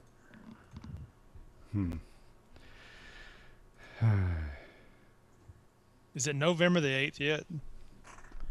No, it's not. Shit. I gotta get these people on the stream popping. Watch this. All right, Redneck. You ready for this one? Yeah, bro. This is a Mail Monday topic that somebody wrote me from my YouTube messages. Here it comes.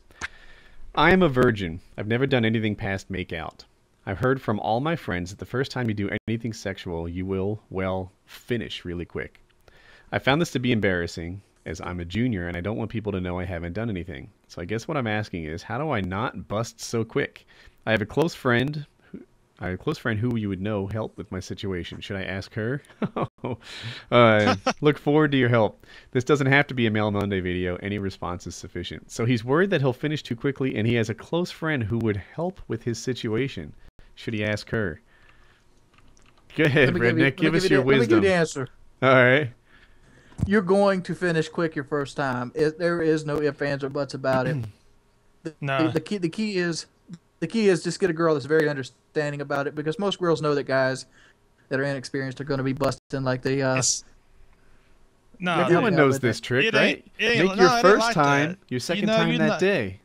No, look. I'm gonna tell you, it's like Joe was talking about a while ago. You can't walk into a fight thinking you're gonna lose. And you can't walk into a fuck thinking you're gonna nut within a minute. You don't.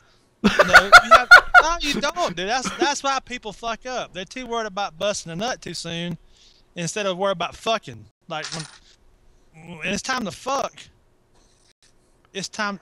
I think about, I'm gonna put on a fucking show. I ain't thinking about no nut yet. I'm thinking about knocking the bottom out of it. And that's how hey. It is what it is. Your first time, you walk in thinking, "Oh my God, I hope I don't bust a nut." Yeah, that's what's gonna happen. And she's gonna be like, "What?" No, you need to walk into it thinking, "I'm gonna fuck her like that girl on the porn video I watched." Hey, yesterday. look here. Go get you a fucking dildo from a sex shop, because you're gonna need that motherfucker. She's gonna be busting like 2 minutes. Nah. My wife was busting 2 at a time. First time. Really? Yeah. Get me going on. Look, it's your fucking mind. You know why Viagra works so well? Because when you take that pill, when you take that pill, you think, "Oh my God, people, I'm about to fuck shit up. I got a Viagra." It's the placebo effect, man. Of course, it might help a little bit, but it's the mindset, dude. I'm telling you. I've seen fucking 90-year-olds get hard-ons and shit with that. I don't think it's nothing to do with mindset. Yeah, it is. I think the shit just works. You take 2 pills. One of them's a Viagra and one of them's a water pill. Yeah, their dick still don't get hard because they're getting excited because they know their dicks don't get hard. Think about it. Mind games. All right, I got a new one. Are you ready? Yeah. Hey, Woody, I need your help. I have this so-called best friend that lied to me about liking my sister. There was a rumor going around that they were dating, and I confronted him about it. He said he had no idea what I was talking about at first. Then he went on to say, I wanted to tell you a long time ago, but I felt really weird because you're my best friend. He's been my best friend for almost my whole life. He's practically family. And now I don't know what to do. I mean, I don't want to lose a best friend because of this, but he's lied for a month now. I just don't know what to do, Woody. Please help. Man, the fuck up. The motherfucker lied. Motherfucker's gonna lie to you your whole life. That's not a big one. Really? Redneck? How's that- Your best friend's dating your sister? What do you do?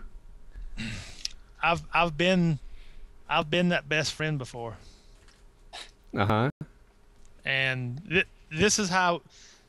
Well, this is what we did. I was the best friend, and his sister was hot, and so eventually, I mean, that's how it was. And I told him, I said, "Look, your sister's fine.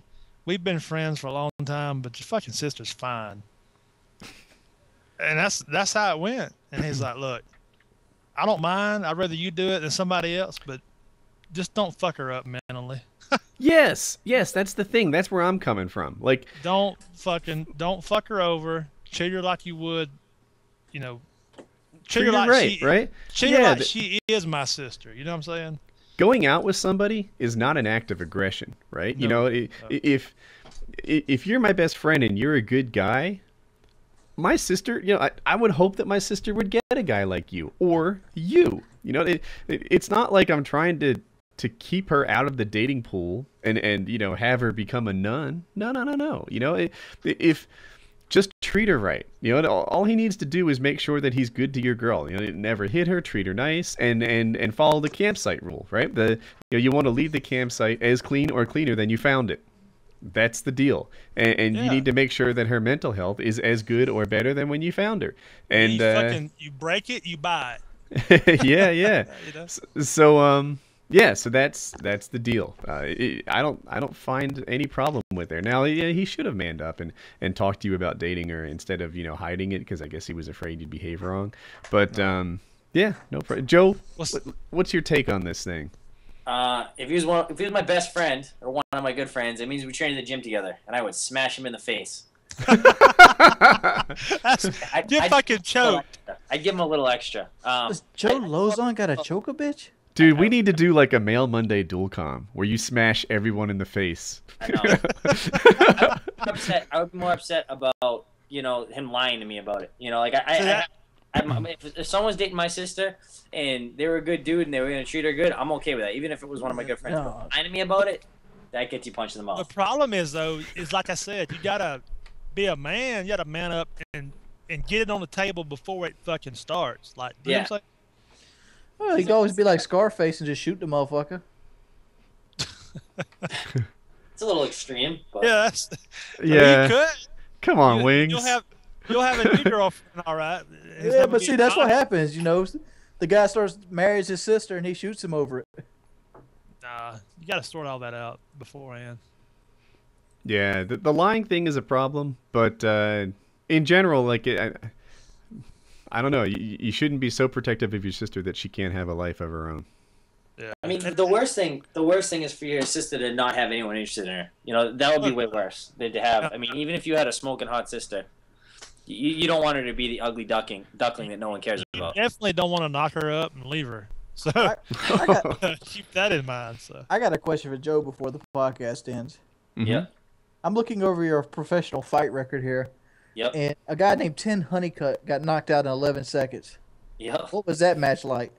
I ran across the ring and kneed him in the face. Did he sleep with your sister? He did not. No. Yeah, I came across the ring. I think I threw 2 punches. He ducked in to try and take me down, and I kneed him in the face. Quickest night of my life. get fucked. And I had to go. I fought in Florida for that fight, so I flew all the way to Florida. Was down there for a week, fought for 10 seconds, and then flew home. You got any fights anytime soon in Alabama or Georgia? I don't think so. I won't fight till like probably February or so, and I have no idea. I mean, they could end up being somewhere near there. I don't know. Man, you need to do one in Atlanta. I was so You're not there. Jens Pulver out in 48 seconds. Yep. Yeah, man. They've had me fight all over the place. I fought in like Omaha, Nebraska. I fought in Denver, Colorado. I fought in Tampa, Florida, California a couple times, Vegas a few times, Yeah. Pittsburgh, Detroit, all over the place. I have it stuck in my head that Dana White said that if there's a Super Bowl fight, it'll be Vegas. Yep. Yeah. If they do if they do a Super Bowl fight, it'll be in Vegas, which I'm sure they will. They'll definitely. Yeah. Do it. Is anyone loaded their gloves yet? Is anyone what? Oh, I have a Loaded their question. gloves. Go ahead, you answer that first. Have they what? Loaded their gloves? Loaded their Yeah, gloves, like- Like Yeah. for example, like you could inject mercury into your glove and No. increase your punch. What they do is power. for the UFC at least, you figure out what size glove you need, which you pretty much know, but they figure out what size gloves you need the day before. So when you're at weigh-ins, then they hold on to the gloves, and they give them to you the night of the fight, and you get them like right as you're warming up, and you have a commissioner. So like I actually have my hand wraps here right now. Like I get my hands wrapped, and the commissioner watches the entire time. Then they freaking Sharpie him to death right Yeah, there. just Right Your there. hands soft. are- Yeah. Your hands are wrapped right now?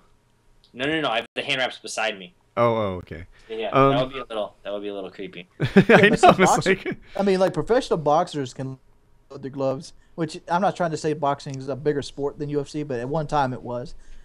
I'm pretty sure there's some period of time where somebody could get to that cheating part. They could try, but the commission, like, we have much smaller gloves, so boxing gloves are bigger, so there's more room to put something in. With our gloves, they're so thin, they're like maybe less than an inch thick, probably 3/4 of an inch. Joe, I gotta ask this. Yeah.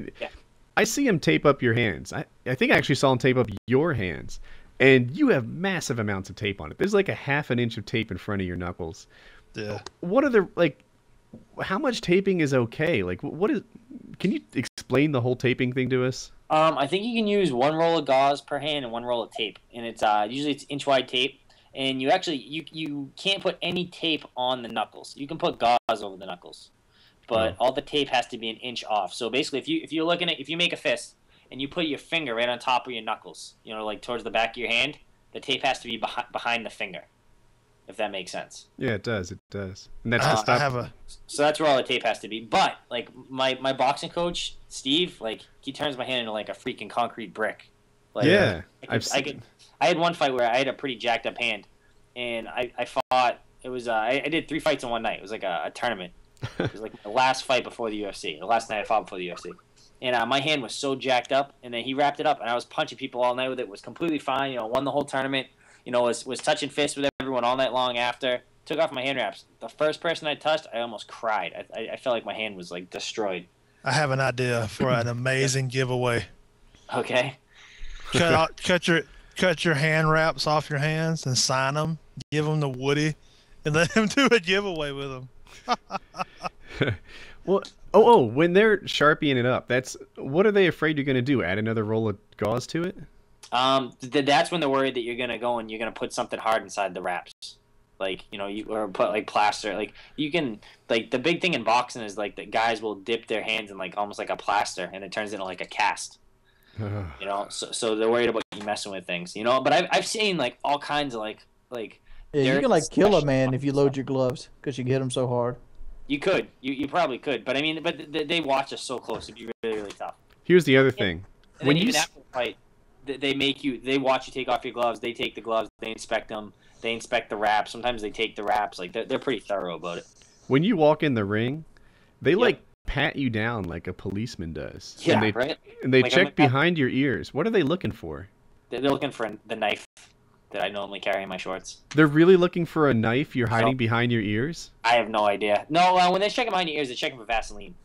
That's what they're checking for. What do people like- do with Vaseline behind their ears? Slip out chokeholds. Yeah, well, slip out of chokes, or like say you have a guy like Melvin Gillard. If he didn't want to be taken down, he could put Vaseline on like his neck and on his ear, behind his ears, and things like that. So once I try and grab onto him, now I get all Vaseline on my hands, and now I can't hang on to anything. Wasn't GSP accused of that? Was it the BJ Yeah. Penn fight? Yep, Greasegate. Yep. You think he's guilty? I don't know. I mean, like some guys will cut weight by, like we use Albolene. So Albolene's like a makeup remover. Mm-hmm. So like we'll go in the sauna and you'll basically lather up with Albolene and it opens up all your pores and helps you sweat better. But other people will take like a bath in like mineral oil or baby oil and things like that. So what really ends up happening is it gets into your skin, and then when they check you at the beginning of the fights before you've broken a sweat and things like that, you're dry. But then as your pores start opening, you start sweating, all that oil starts coming out. And I think that's what generally happens, and people feel greasy and slimy. And people really, that sucks, man.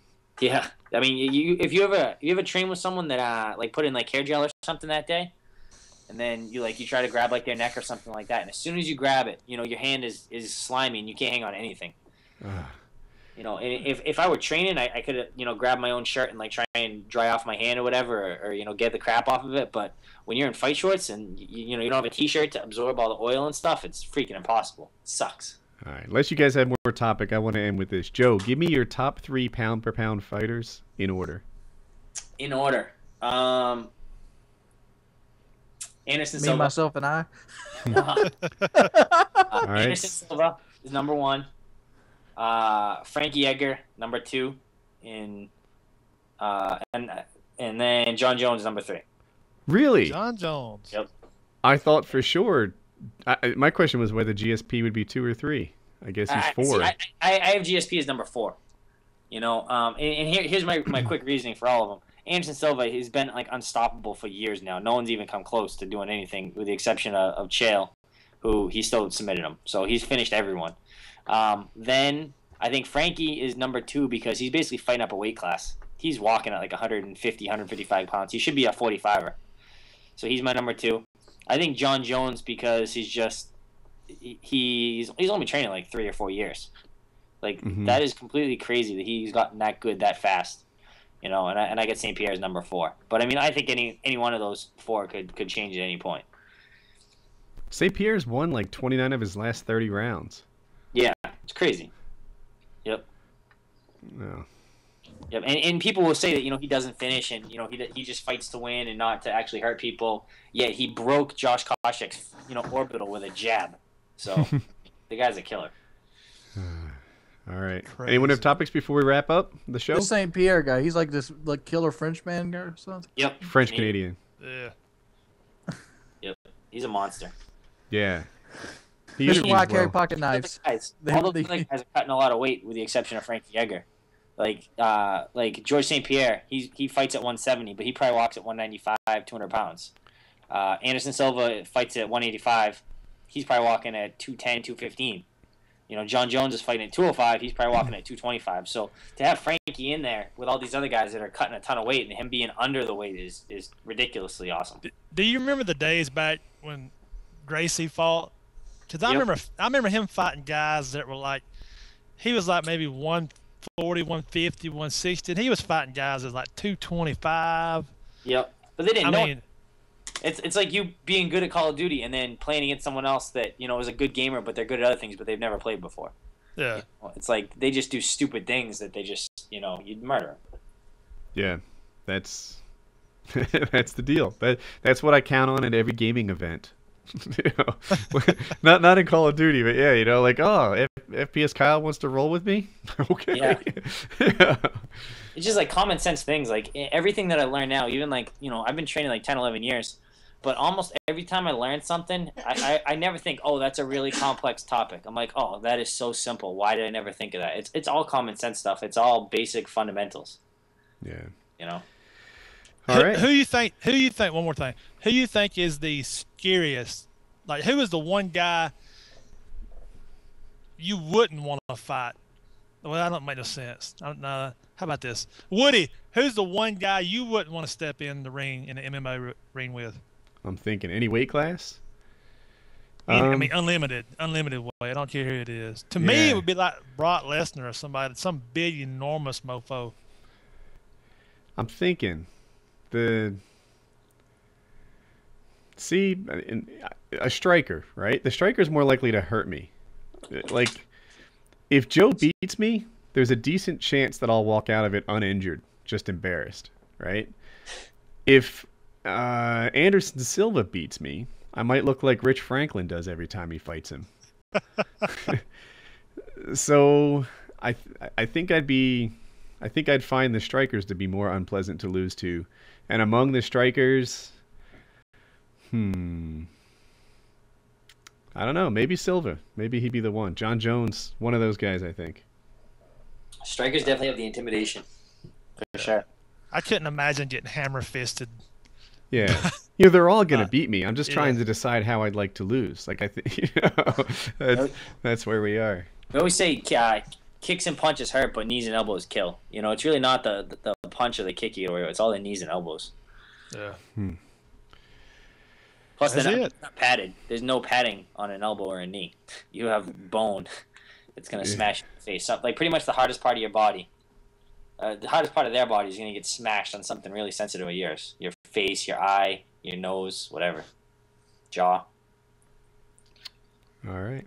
That was Painkiller Already, episode 70. Thanks, guys. I gotta shut my computer down. My shit like crashed like an hour ago. Like I can't use it. All right. So this is the post show. You guys know there's a couple thousand people listening. So this is not the time to break into your true thoughts about your sister, Joe. No. I had a kid sent me a message on YouTube, and I thought it was crazy. He says, hey, I'm 13, almost 14, from the UK. I was dating this girl for about 5 months, and one night we were just messing around, and then I found myself having sex, and now she's pregnant, and I haven't talked to her about it.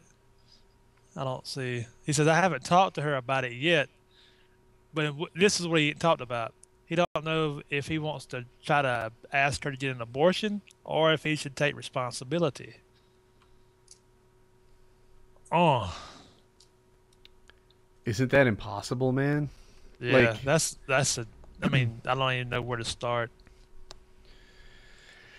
That's deep right there. So his girl's pregnant, and he doesn't know if he should try to persuade her to get an abortion or take responsibility. Well, I think he needs to be responsible if that's how it goes. I don't think you can just decide not to take responsibility. The question is whether you can try to persuade her to abort. Here's my thing.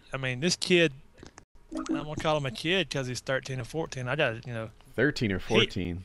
He can't even take care of himself. No, he can't. That's crazy. That's just a bad situation. I can't even offer no help because I got a 14-year-old daughter and a 12-year-old son, and that's like, what? Wait, what happened? No help on that one. Sorry, buddy. Yeah. And,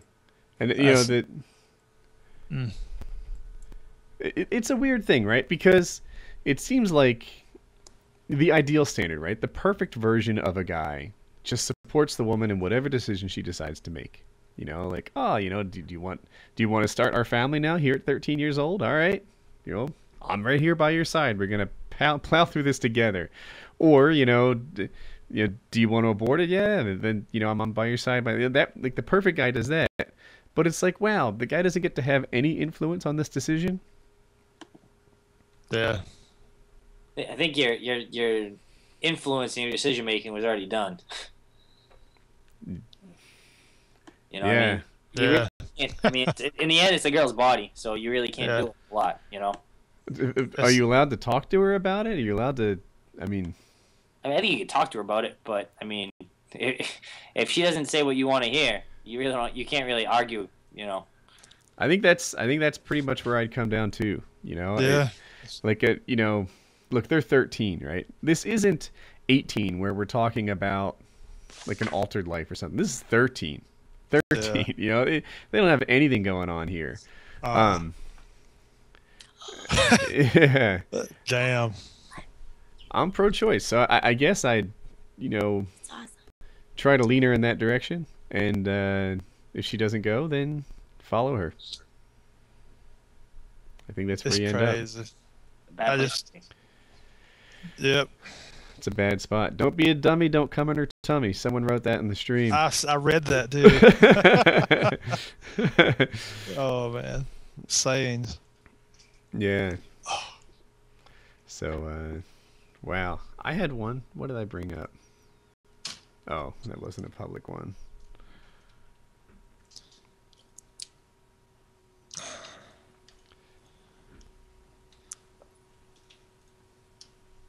I had some more somewhere. Hang on. Oh, I had a kid. I don't have the message in front of me, but here was his message. He's in kind of a bad spot emotionally, and he's getting bad grades at school. His parents are a stickler for grades, and he's going to pull 2 Fs. And the report card is going to come in 2 days, but he knows what his grades are. Yeah. What's his next step, Redneck? The guy's going to pull 2 Fs. He's got hell to pay soon. If that was my son or my daughter, you're dead. 'Cause I'm gonna kill you, literally. Because if my kids make a B, I'm fucking distraught. And I mean, because I'm like that for a reason. I mean, if you start doing it now, when you get in high school, you need to have your shit together and be like automatic, so that your grades are always good. And that way your transcripts will look really nice when the time comes to visit colleges and whatnot. But 2 Fs, dude, I'm gonna say, what the hell? What the fuck are you thinking? You know, But we're advising the kid in this situation. We're not advising the parents. The kid should be a man, you know. So here was my advice to him. I'm like, all right, he's got 2 Fs coming, right? One, don't wait. Don't act like, you have 2 days before your sentencing and just let it. Bad news does not get better with age. It just gets worse and worse and worse. I would tell him, I would come to my parents prepared and say, like, look, this is what went wrong. This is what I can do next semester to pull this thing around. Sometimes I play my Xbox and I get so wrapped up into it, I can't put it down and start homework. I think I do my homework first every day. Do my homework and then do the fun stuff after that. Sometimes when I do this, or this subject just completely escapes me. I don't know how other kids are learning it. I need a tutor in this, to help me through. He needs to come up with some sort of game plan solution type thing, so that if he approaches his parents with that, like, this is what I did, this is what I went wrong, and this is how I can make it better, then he'll have much better results than just sort of hiding it, waiting for the end. Yeah, don't hide it. That shit never does any good at all. No. Don't hide it. Don't sign it. Don't get your friend's mom. No. Just man up. Say, yeah. I have a friend who got away with it. Do your mom and dad a favor. When you take your grade to them, make sure you have your Xbox and all your shit bundled up. Photoshop it. Yeah, dude, old school Photoshop. My buddy, his parents were divorced, right? So his mom got the report card and his father got a copy of the report card. And I think he had a C on it, and everything else was an A or a B. So he made a photocopy, cut out a very small little A from one of his other topics, and then put it on top of the C so that became an A. Took a photocopy of the photocopy, and boom. Now he has a copy where he has all A's and B's ready to show his father. Yeah. It just depends on how dumb your dad is. But that's old school. Nowadays they go on the web and look up your grades. What are you going to do? Yeah, I have a video for that. Dude, I could hook him up. Do you remember that video where someone faked a message that was from, I think it was from me. Yeah. They said that I wrote this, and I demonstrated how to fake messages. I even had Obama tweet me and stuff on just editing it in the browser. He could totally change his grades for online stuff. Piece of cake. There's a solution for every problem. Yeah. People are saying that's prison stuff. No, it's not. It's totally legal. I'll show you the Yeah, drop that link. Yeah, I'll drop this stuff in there. You guys will see it.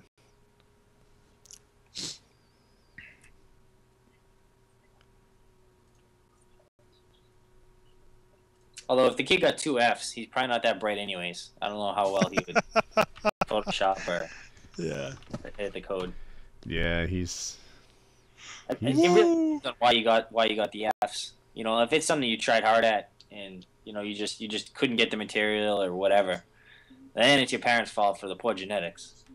But I mean, if you're just being a retard and just not doing stuff, then you're in deep shit. Wow, there's somebody still posting that one kid's phone number. Oh, really? That old school Peyton. phone number? Yeah. There it is. There's Peyton. Oh, that's funny. Yeah. Man, someone asked me, they wrote to me, and they said that he had a bully, and he described the whole thing, and this bully sounded like a total jerk. And I was like, give me his phone number. We'll tweet it. That's my solution. We'll get everyone right in this guy. Strength and numbers. Yep, yeah, just freaking overwhelming. Fucking owned. He did get owned. I heard later that there were two sides to the story, which is always the tricky thing in this, right? Like, if somebody thinks that Peyton was somewhat justified. I don't know. Oh man, Peyton's getting rocked. He's getting rocked right now. There's people calling that. Oh, and there are people who don't even know the story. Yeah, I suggest don't call the number. And if you don't remember the PTA or haven't watched it, I suggest you go watch it first. That was a while ago, wasn't it? It was a while ago. Yes, one of our subs called in and he was getting bullied. There was another time where a sub called in. He was asking for advice, and if I remember right, he slept with his best friend's girl and he beat his best friend up at a party. And that's when I said I had enough. Yeah, that's when we were like, you know what? You're the dick. And because we called him on Skype, we had his phone number, so we gave it to everybody. I was like, fuck you, dude. It's one thing to sleep with your best friend's sister or whatever, or your best friend's girl. That's another thing to beat his ass, too. Well, no, yeah, fuck you. He just went over the top. Yeah. FPS Russia just tweeted a phone number? I have to look and see if he did that. I'm sure that kid's changed his number by now anyways. You're just wasting your time. It's probably some 70-year-old woman who's like, hello? Fuck you, Peyton. Oh, who? That'd be terrible.